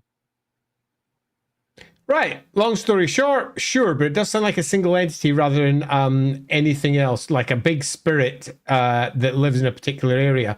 It doesn't really fit the Cathay we have just now, where they don't focus heavily on spiritual or even demonic entities. I think there's a way you could fuck with this one. Okay, cool. So if we take the Celestial Lion of Grand Cathay, which is a big, horrible chaos beast that the Celestial Dragon purified, if his birthplace somewhere that is probably extremely significant, and there are various nefarious forces that would want to go there because it says that like his eggshells were there and it's a whole place of huge significance. If the Celestial Dragon Emperor created something or purified something with 9 heads, or there's a more sinister thing, a more sinister truth, or what if this is one of the ones that wasn't cleansed? It could be it's contained on the mountain. Yeah. And there's still ones there that carry all the horrific mutation that was once cleansed out by the Dragon Emperor. You could do something like that. Although they're lion rather than tiger. Like the one that stayed that way. Yeah, too old, too powerful. And it having the 9 heads, perfect. That's Zinch. Yeah. Easy. Yeah. We can even have a lovely story of the Dragon Emperor facing off against it for basically stealing its children. And the Dragon Emperor didn't win. Okay, that makes for a fun little tale where it holds off the Dragon Emperor. Well, that it's like one of the like horror story things that like there are myths and rumors about in Cathay that there is something awful on the mountain and its heads howl and scream because it's in pain because of its. The second you cross a barrier into one of the 9 caves that leads up to the top of the mountain, it knows you're there. It instantly knows you're there. And it's calling for its children to come home. The children that have been basically stolen by the Dragon Emperor and cleansed. That's fun. I like that. That's great. Like that, we've got ourselves a story. So the answer to this one is yes. Let's include it. Also, a Tzeentchian creature called the Progressive Beast. Hilarious. Perfect. On brand. Okay, next we are diving into Hervan and the Poludnica? Lady Midday. Poludnica. I don't know this one. Wraith. Yeah, if you've ever played The Witcher, you're probably like, I know what that is. I have completed The Witcher twice, and I don't recall it. Fuck. You don't remember the Noon Wraith? The Noon Wraith. Yes, I do. Yeah. Oh, fuck me. First time I got that one, it sucked. Yeah, they're pretty mean.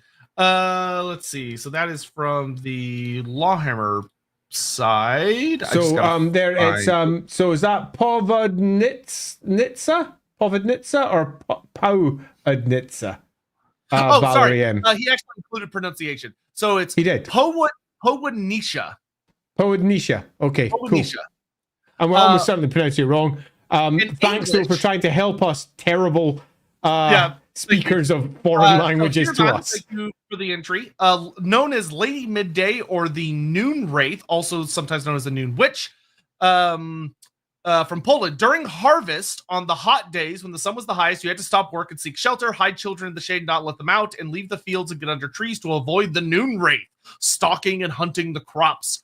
Well, upon folk who fell asleep in the open, and the crops were refused to stop working, for they were met by a not quite right figure of a young woman, although sometimes old hag or young girl, visibly disheveled, wrapped in sun-bleached linen with a storm of blonde hair, often carrying a scythe, sickle, or shears, accompanied by heat haze and mirages. Their presence on the field was often heralded by sudden appearance of small dust devil like whirlwinds. She would ask you a riddle, and depending on your answer, will either let you go or inflict serious illness, madness, hallucinations, or even sudden death. They were literally a personification of heat stroke, given agency, and served as a deterrent from overexhausting folk working in the fields. These are the commonalities. Now, between local folklore, these may be spirits of women deceased during weddings or while working, especially due to foul play. They were rumored to be very vengeful and actively seeking harm in those cases. They served as a reminder to respect one's natural limitations and avoid hubris, where quite often seen as somewhat uncertain protectors of the crop itself, especially valuable ones, but good workers too. These are fun. Yeah, I like these purely because they've got a lot of character. About them and I think we're probably looking at, especially given where it is, slap it in as one of the more active spirits that you'll find over in Eastern Ostland. And we're moving towards the Kislev Verge, so we're not yet over into the deep permafrost of Kislev, where everything has gone a little bit weird. We're over on the Ostland side, where crops of this ilk are not uncommon, particularly when you move up into the northern marches across there. And it's much more spiritually active than other parts of the empire because it's so close to Kislev, and those old spirits are still running. And the hags of Kislev have crossed over into the northern marches more than once to deal with and speak to the local spirits that are in that area. This would be a perfect inclusion in that area. I don't even think we need to do that much in terms of changing it to Warhammerify it. All we need to do is just give it a bit more consistency as to why it exists, what it's doing, rather than just, it's the dead person of a whatever. It's not a ghost. I wouldn't make it a ghost. I would make it its own spiritual entity. And figuring out what that spiritual entity is and why would be the job of Warhammerifying it. Yeah, one thing I love is that this would definitely be a creature where you could see there's like fun, like the Cult of Rias specializes in warning about or dealing with these things. Yeah, further south, which would be great. And plus, I particularly like as well if there might even be some antagonism to Raya that we could build into that. Yeah, absolutely. Yeah. The locals believe that the spirits should be protected, where the Ryans believe that they should be driven out. Ryans believe that the crops should be free of these things, where the locals are like, no, They protect us in other ways. And yes, there is danger if you are not careful around the spirits, but if you are careful and you do what you're told, okay, they preserve things that you and your Ryan ways don't. Particularly if you look at the past history between Ostland and Talabicland. Talabicland has got strong Ryan roots all the way through much of what they believe. And they've invaded Ostland again and again and again. So allowing that to manifest in the local mythology works really nicely. Cool. Like that one? Yeah, that's great. Yep, great. Thanks for that one. Kicks ass. Sorry for pronouncing it so badly. I'm going to grab a super chat real quick. I was going to do the same. From TV, Rover from The Prisoner. I don't know Rover from The Prisoner because I never watched The Prisoner, which constantly amuses and confounds my friends of my age who are like, how could you have not watched The Prisoner, Andy? And the answer is, I just didn't. From what I could tell, this is a big, stupid fucking balloon. Is it the ball? Yes. That, yeah, I guess if off. it runs you over, it just sucks you up. I guess. It can fuck off. Yeah. You could get that in the realm of chaos. So we're talking right in the weird place where everything's gone a bit wobbly and strange. But yeah, I don't think that that one would particularly work well. Yeah. Okay. This one's quite. I just need to bring up a comment. Ahold the Drinker is not demonic. Ahold the Drinker is a god that is 100% nothing to do with chaos. Just to make sure we're clear on that one. Just to make sure we're clear. Okay, so this one's quite close to my heart because I fucking love Dungeon Keeper. The Underlords from Dungeon Keeper. So I played Dungeon Keeper more than once. So which ones are the Underlords? Which ones are these? It's what you're playing as. Oh, okay. Okay, so basically a Dungeon Keeper. A Dungeon Keeper. But he didn't want to call it a Dungeon Keeper because he's like, that's too close to a Keeper of Secrets. Oh, right. Yeah, fair enough. I just gotta find his entry. Hamid, that joke is shit. You'll see it soon when we bring up the super chat, but it made me laugh. Fucking hell. You could do a couple super chats because okay, I'll do a couple of super chats while you're doing this because I'm too busy being amused. Right, let's roll down. Where were we? You just did that one, so we're on Sarmelian. Hold on, I thought we were limited to cryptids and myths. If we're allowed to use monsters from other settings, then the Night Geiger from Songs of Silence. I don't know what that is. Do you know what the Night Geiger is? Oh, no. If you want to do some Google food real quick, you can. Okay, I'll have a quick check while we're doing this. Night Geiger. This better be worth it, Sarmelian. If it's not, I am going to Night Geiger. Night Geiger from Songs of Silence. Images. Let's see what this thing looks like. The Night Geiger, hey, it looks, this one here, fucking hell, what the fuck is that thing? Night Geiger, Songs of Silence wiki. What the fuck is that? I have literally no idea what this thing is. It's like looks like a Charybdis with eyes in it, and the tentacly bits on either side are going a little bitty.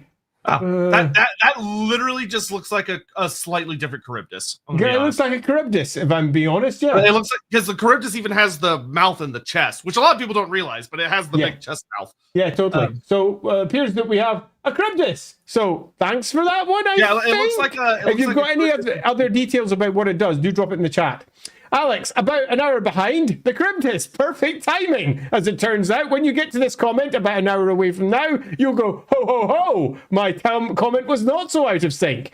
And it's sad how much Greek mythology is ported in. I don't think that's sad. I think it's good. But the bit that I do think sad, you're probably going to move on to because yet no Greek culture exists. Damn fucking straight, it annoys me. The number of times I tried to squeeze it into the Border Princes in one fashion or another, particularly with, well, we won't get there.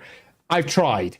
I was pushed back more than once. Also, how poorly pronounced spelled they are. The spelling, yes. The poorly pronounced, everything in Warhammer is poorly pronounced because that's just what happens. And apologies to the world. Breaks my little Greek cardia heart. And yes, I totally understand. But I wish it was better. Just remember, if you ever end up writing for Warhammer, maybe you can continue the fight to try and sneak in Greek shit and actually make it stick. It's because of the browser that I'm using on this side. I have no preference for Bing at all. It's just because the browser I've got open for this one is defaults to Bing. My other browser defaults to Google. So Raven says, I would like to suggest the Underlords. Underlords are demonic entities in Dungeon Keeper and War for the Overworld. They are functionally demons that create sprawling dungeons filled with traps, monsters, and infrastructure to enact war upon the forces of good. They've been the will of... They bend the wills of a variety of No! monsters to their cause and even torture individuals into submission. No! Underlords are static creatures who cannot really move by any means. No. But any area claimed as part of their dungeon, they can see and manipulate. Also, anything nearby tends to become their minions, yada, yada, yada. While their ability to spellcast outside their dungeon is limited, they have a horrific power within. To actually expand their dungeon, they create little imps that do stuff. Yeah, they create a little underlord stuff. So, I'll be blunt. This would not, I don't think, work well as a species, but I do think what you could do is use this as an inspiration for certain kinds of demons that are utilized by groups of mortals. So, like, if you have a chaos hard disagree. Hard. The reason I hard disagree is because anytime anyone tried to add anything that was D&D video game-esque in this fashion to make dungeons, every writer said, if you do that, I quit. Because Warhammer is not about dungeon bashing, except when it's Warhammer Quest. And it's all about the creatures that live there, making it feel realistic. The stories aren't about creating weird demonic hellholes. Individual demons can do this. And I'm sure we could do an individual demon that does this thing. But I wouldn't do it the same way. I'd make it Warhammer, and it wouldn't be anything like this. This isn't D&D. That is a D&D creation. This is an excuse to build a giant dungeon bash. And dare I say it, this is an Age of Sigmar creation. This is something that feels Age of Sigmar as they justify whatever story, because Age of Sigmar has been built around justifying their miniatures bashing each other in the same way that 40k kind of has in many respects. Warhammer wasn't built that way. And this is porting something that feels out of Warhammer into Warhammer, and it just doesn't feel like a good fit when you could build better stories. And I would prefer to build a good story rather than just default to I want to build a dungeon, so I make a demon that makes dungeons around it. So I will say that I think this works fine for like individual stories. This is basically one of the Vermintide maps from the original Vermintide, where there's a big demon, a chaos guy of Nurgle who's got his soul stuck in his fucking monolith, and he's doing things around it, and he creates a big thing. You have to destroy the pustules to get close to him and everything, and like blow him up. Yeah, but that's different because it's not creating a dungeon; it's defending itself. Yeah, but it's functionally a dungeon when you're running. It's completely different, and that's the difference. One is a story. One is a story about a thing that's protecting itself. The other one is this builds dungeons to get people to come in and do dungeon bashing so it kills them.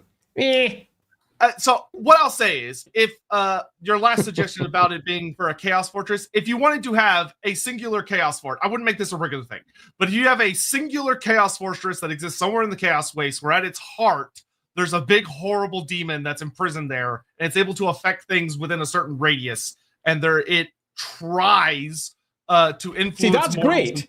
That's a good story. That's totally fine, but that's quite different to it creates dungeons to entice heroes. Yes, I agree. And that's what I would hard nope on.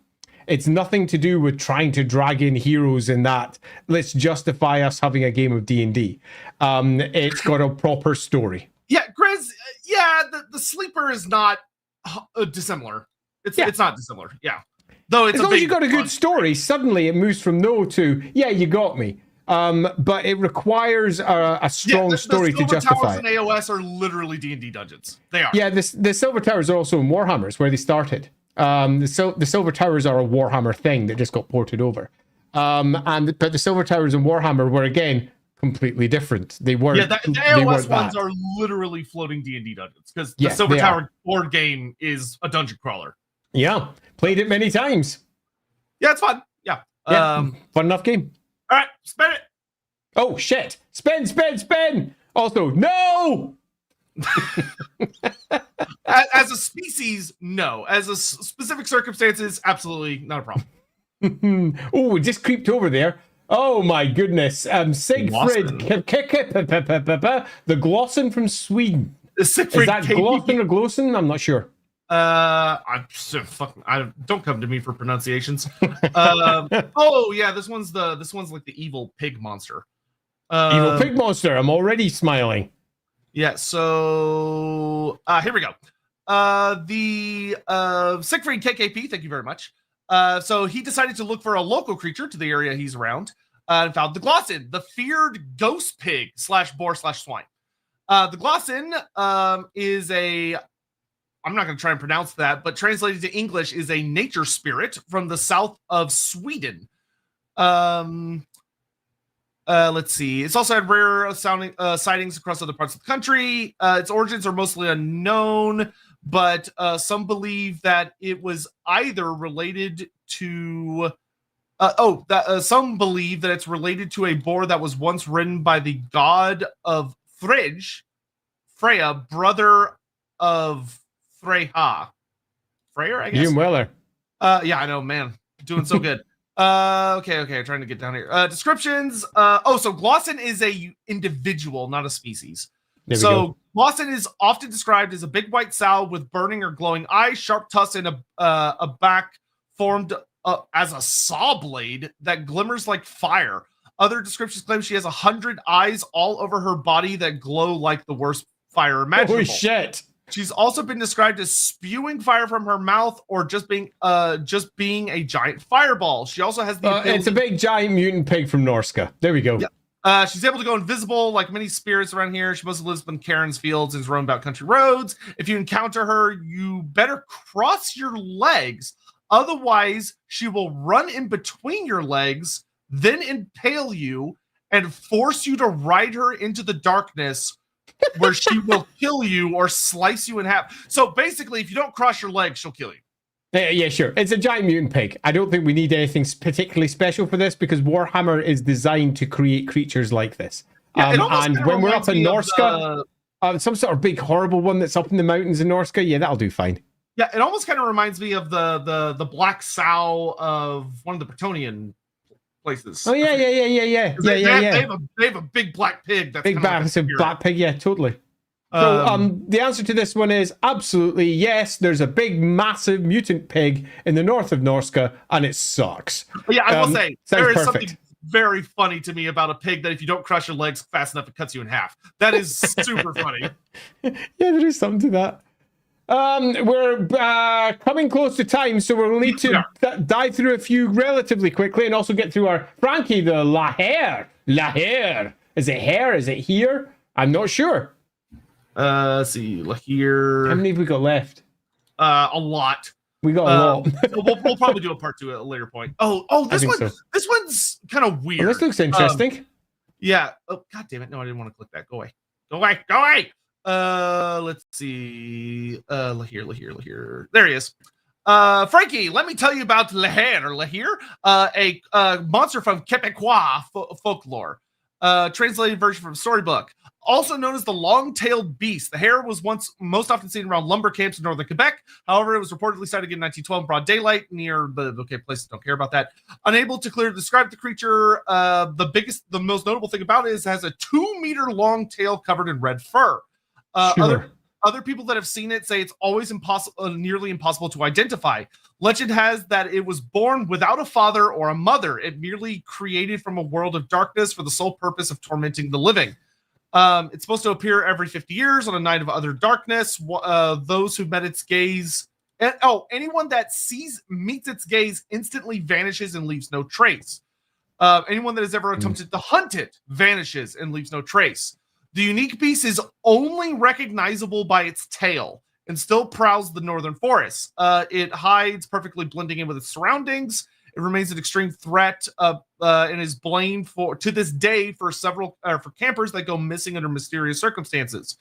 So the biggest thing about it, and the one of the storybook that he showed that has a whole thing about it, is that the only people that ever survive encountering it or seeing it is purely because they see its tail. That's the only part of it you can get away with seeing without being killed.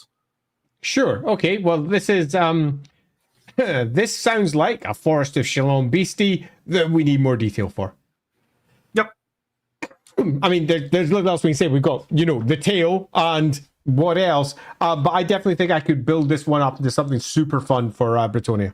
Yeah, that would I do like the idea. There's something very Olgu-y about it, where it only appears on like really, really dark nights and like barely anyone ever gets a look at it. All they get is that little snippet of a tail. And that when people do see it, they're just gone. There's something really fun and interesting there. Okay, right, I'm going to run through a bunch of super chats. Yep. Because we are at that point. For a potential end faction, the Yali. They have the body of a lion and the tusk and trunk of an elephant, and occasionally equine features. They often appear in the architecture of South Indian temples, so it could be used as a protective creatures of war, maybe even mounts or monstrous cavalry, roughly demigryph/mornfang size. Sure, yeah, absolutely, they could do that, no problem. Yes. That's pretty much it, really. Yes. Oh, okay. Okay. Recent media make mimics huge hermit crabs as well. Yeah. It popped up in Delicious in Dungeon as well as an idea, and I don't think it was necessarily a bad one. It's pretty cool. The problem is the idea that apparently dungeons are just filled with chests that they happen to mimic their way between. Yeah, bullshit. The lack of that sort of thing. It'd be easier going for an actual shell or something of that ilk. Yeah, it's a nice idea, but I think in practice is a bit nonsense. Yeah, Necromancer Cobalt. Well, yes, it shows the mimic. I use the Dark Souls version, which is could be more interesting than the OG. Could be similar to a version of Morgul's. Well, it's fucking creepy as fucking Dark Souls. Yeah, they're creepy. They make gross noises, and like a creature that looks like something a human might try to get near that then attacks them. Sure, like uses a form of camouflage. I have no problems with the concept at all. I do have a problem with these as a species because it's something that definitely would happen because magic exists. People would be setting traps up of all kinds and using magic to hide one thing as another thing. They wouldn't be natural creatures, but not a natural creature. Yeah, it just feels. It doesn't feel Warhammer, which is for all its high fantasy through the wazoo. It's also surprisingly grounded. What do you call a dreadmaw that is that's the one that made me laugh earlier. Shy Halud. Oh my God. It made me laugh earlier. How can my boy Anomalakaris fit in? The OG Apex, bro. It would be in Lustria. I know you're talking about something. What is Anomalakaris? It's some kind of big dinosaur thing, I would guess. That cool? Anomalakar. Because it's Dinoman, so it's it's the big it's one of the like really, really old aquatic creatures. Ah, yeah, cool. Okay. It was the largest. Look at it just now. One of the largest animals of the Cambrian era, and was one of the first apex predators on Earth. It's in the ocean somewhere. The end. That feels like it'd be there. Dungman, the Hundun. Oh, yeah, I looked up the Hundun. I was doing a lot of research on the Hundun when Cathay was getting built. A Chinese mythical creature is basically a faceless blob with 6 legs and 4 wings. They're made of the nebulous chaos before heaven and earth separated. They're very unintelligent and chaotic. Also featured in the Shang-Chi film, where one is nicknamed Morris by Ben Kingsley's character. Yeah, would. These would very easily just be a creature that is known to roam the northern chaos wastes above Grand Cathay and has been sighted up there. Yeah, I mean, it's just perfect. Yep. Sorry, that was Darius. Not Donovan. Sorry, Darius.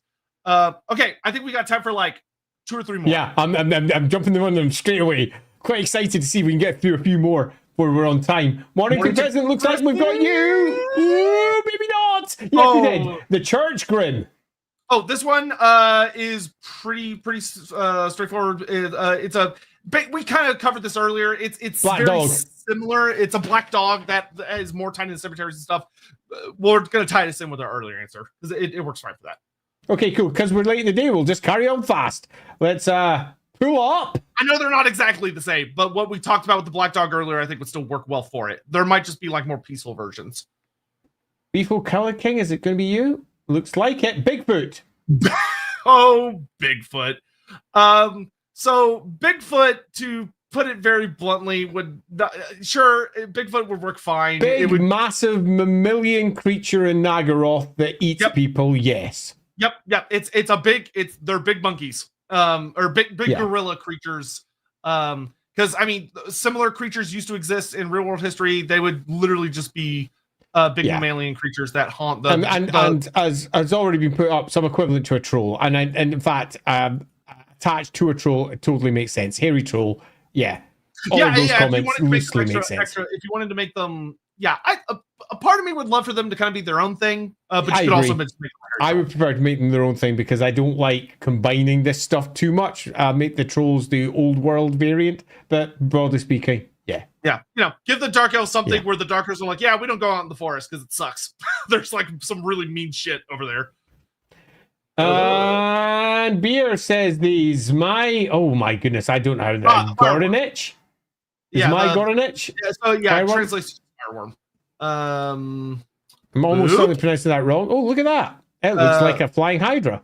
Yeah, yes, it does. And this is in the LAWhammer Discord. This one's actually pretty straightforward. Let me just... here we go. Fire-breathing dragon has multiple heads, most commonly 3, but sometimes often has numbers divisible by 3, so 6, 9, 12. It can breathe fire. However, it's often considered very watery. He kidnaps people and likes to eat them one at a time. It's a hydra that can fly. It's a flying hydra. We don't really need to go beyond... Yeah, that's totally something that would fit in Warhammer. Yep. It's basically aquatic. Where was it from again? Slavic. Slavic. Okay, so yeah, we could slap that. I mean, it's not really in the old world yet, but we could definitely mess around with it somehow. Let's see if we can get another couple in before we stop. Yeah, I mean, you could very simply have it of like, oh, the hydras that you find in the old world sometimes have wings. Yeah, sure. Totally. Alternate variety. Harlequin. Pulcinella. Italian folklore. Yeah, so the OG Pulcinella? Harlequin. Yeah, Pulcinella. Boop. And then boop. And then I go to boop. And that one, fuck, I didn't write down which Discord it's in because I hate myself. I think it's basically just a trickster spirit. Is it in the LAWhammer Discord? Scanning. Nope. It's in the Loremaster of Sotek Discord. Scanning. Because I remember it was 2 images that were side by side. There you are. Technically, translates to mass. They actually have a huge history behind them, working midway between life and death. Harlequin was also described as the leader of an undead army. Pulcinella is the one so the undead decided to flee away. Basically, they're spirits / entities that survived from really ancient rites, who tricked and overcame corruption itself. So they're spirits of a sort. Spirits of a sort. And they sound more like ghosts of a sort, actually, rather than spirits per se. As in, spirits literally, I suppose. But we use spirits generally to be like the spirits of the land, and ghosts. Yeah. So a type of particularly persistent ghost. Yeah. I think you could probably pull them in with that and not have to create any special lore for it. Let's see if we can get another one squeezed in here. Last one. Make it a biggin. Baylor. Oh, Baylor's already in there. If it is Baylor. Okay, we're gonna skip Baylor. Baylor's already.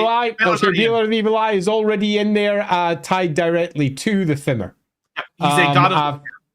Yeah, indeed. And the Celtic myths, obviously from Ireland in particular, Baylor. I'm always certainly pronouncing that wrong too because I pronounce everything wrong. But regardless, Baylor, whatever it might be, is already sort of there and tied to the Fimmer, the Fim. So we're already done. Let's see if we can get another one in.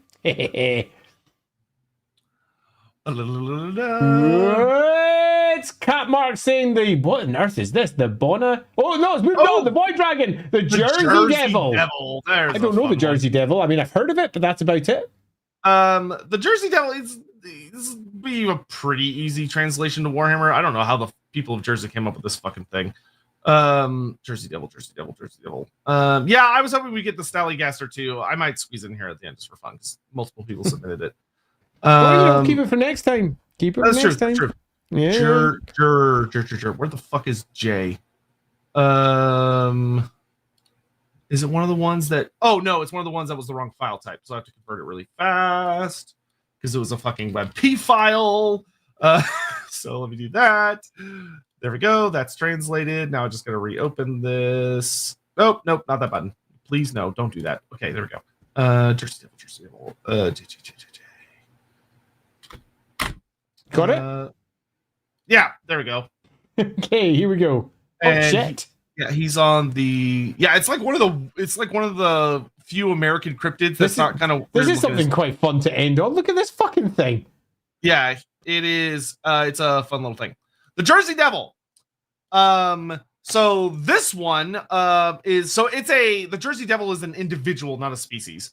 But the Jersey Devil is a very notorious creature that was born when a mother made the horrible mistake of, before she gave birth, exclaiming to the world, "Let this one be the devil," and her wish was granted.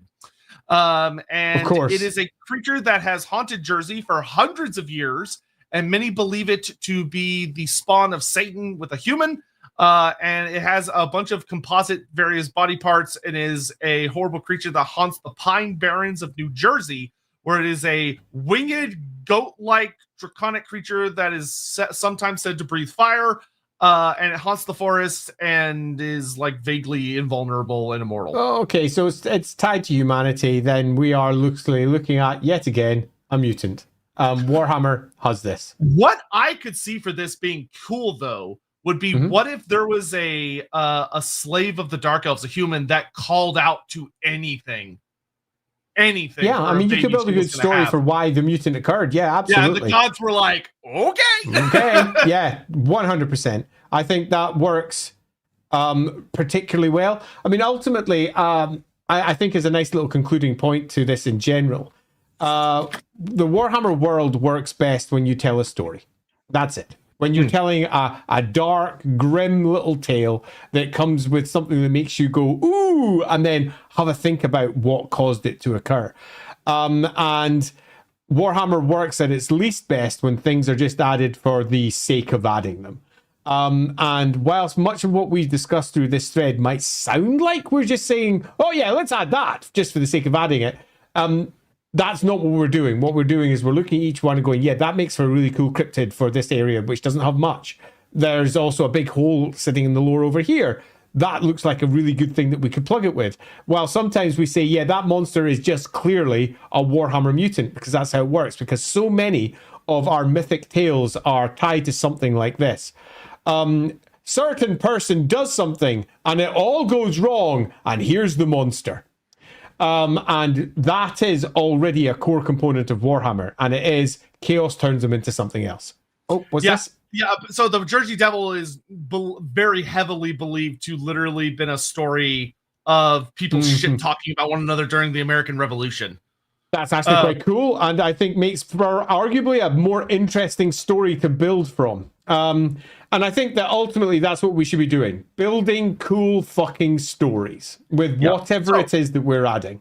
I think we got roughly halfway or a little over halfway. Yeah, we did all right there. If we just bring up our little table there, we've got around about 1, 2, 3, 4, 5. We've got about 20 left there, something like that, 25? 13, 14, 15, 16, 17, 18. 18. So, yeah, so we got about 2/3 of the way through.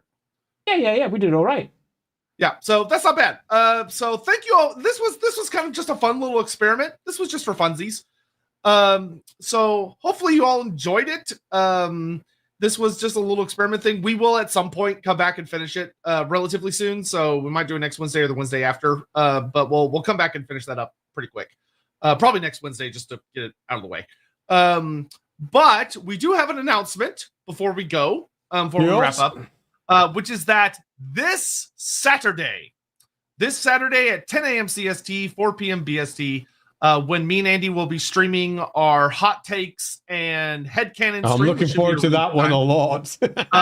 The second that stream goes live, me and Andy in the chats and in the various Discords will be posting the link for the new, shiny, lovely, official Lorebeards Discord.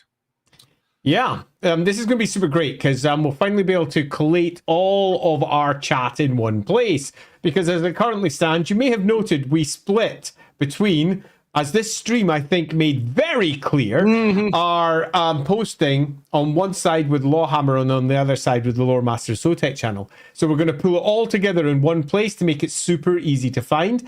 And our individual channels, our individual servers, will be dealing with our individual server stuff. We'll still have our own little channel saying, yeah, Lorebeards exists and you should pop over to it over here. But we're going to be using the Lorebeards channel in particular, Lorebeards server, for all of our Lorebeard messaging. So that's where you're going to be able to find all of the Lorebeard stuff to try and make it easy on all of us. Because let's be honest, it gets a bit confusing bouncing about from server to server, trying to find just one piece of information, as this stream made pretty clear. Yeah, and I will say that it should, community-wise, should be a lot easier. We will be organizing community events there, so there will be things like the occasional giveaways, and we'll explain how those work. And when you walk in, you may even see some spaces and go, that's weird. What's that for? And we're not going to tell you. You can just figure it out. What are you talking about? There's not going to be any spaces. I have no idea what you're referencing. Yeah, so Sotek. Well, I mean, what's he even talking about?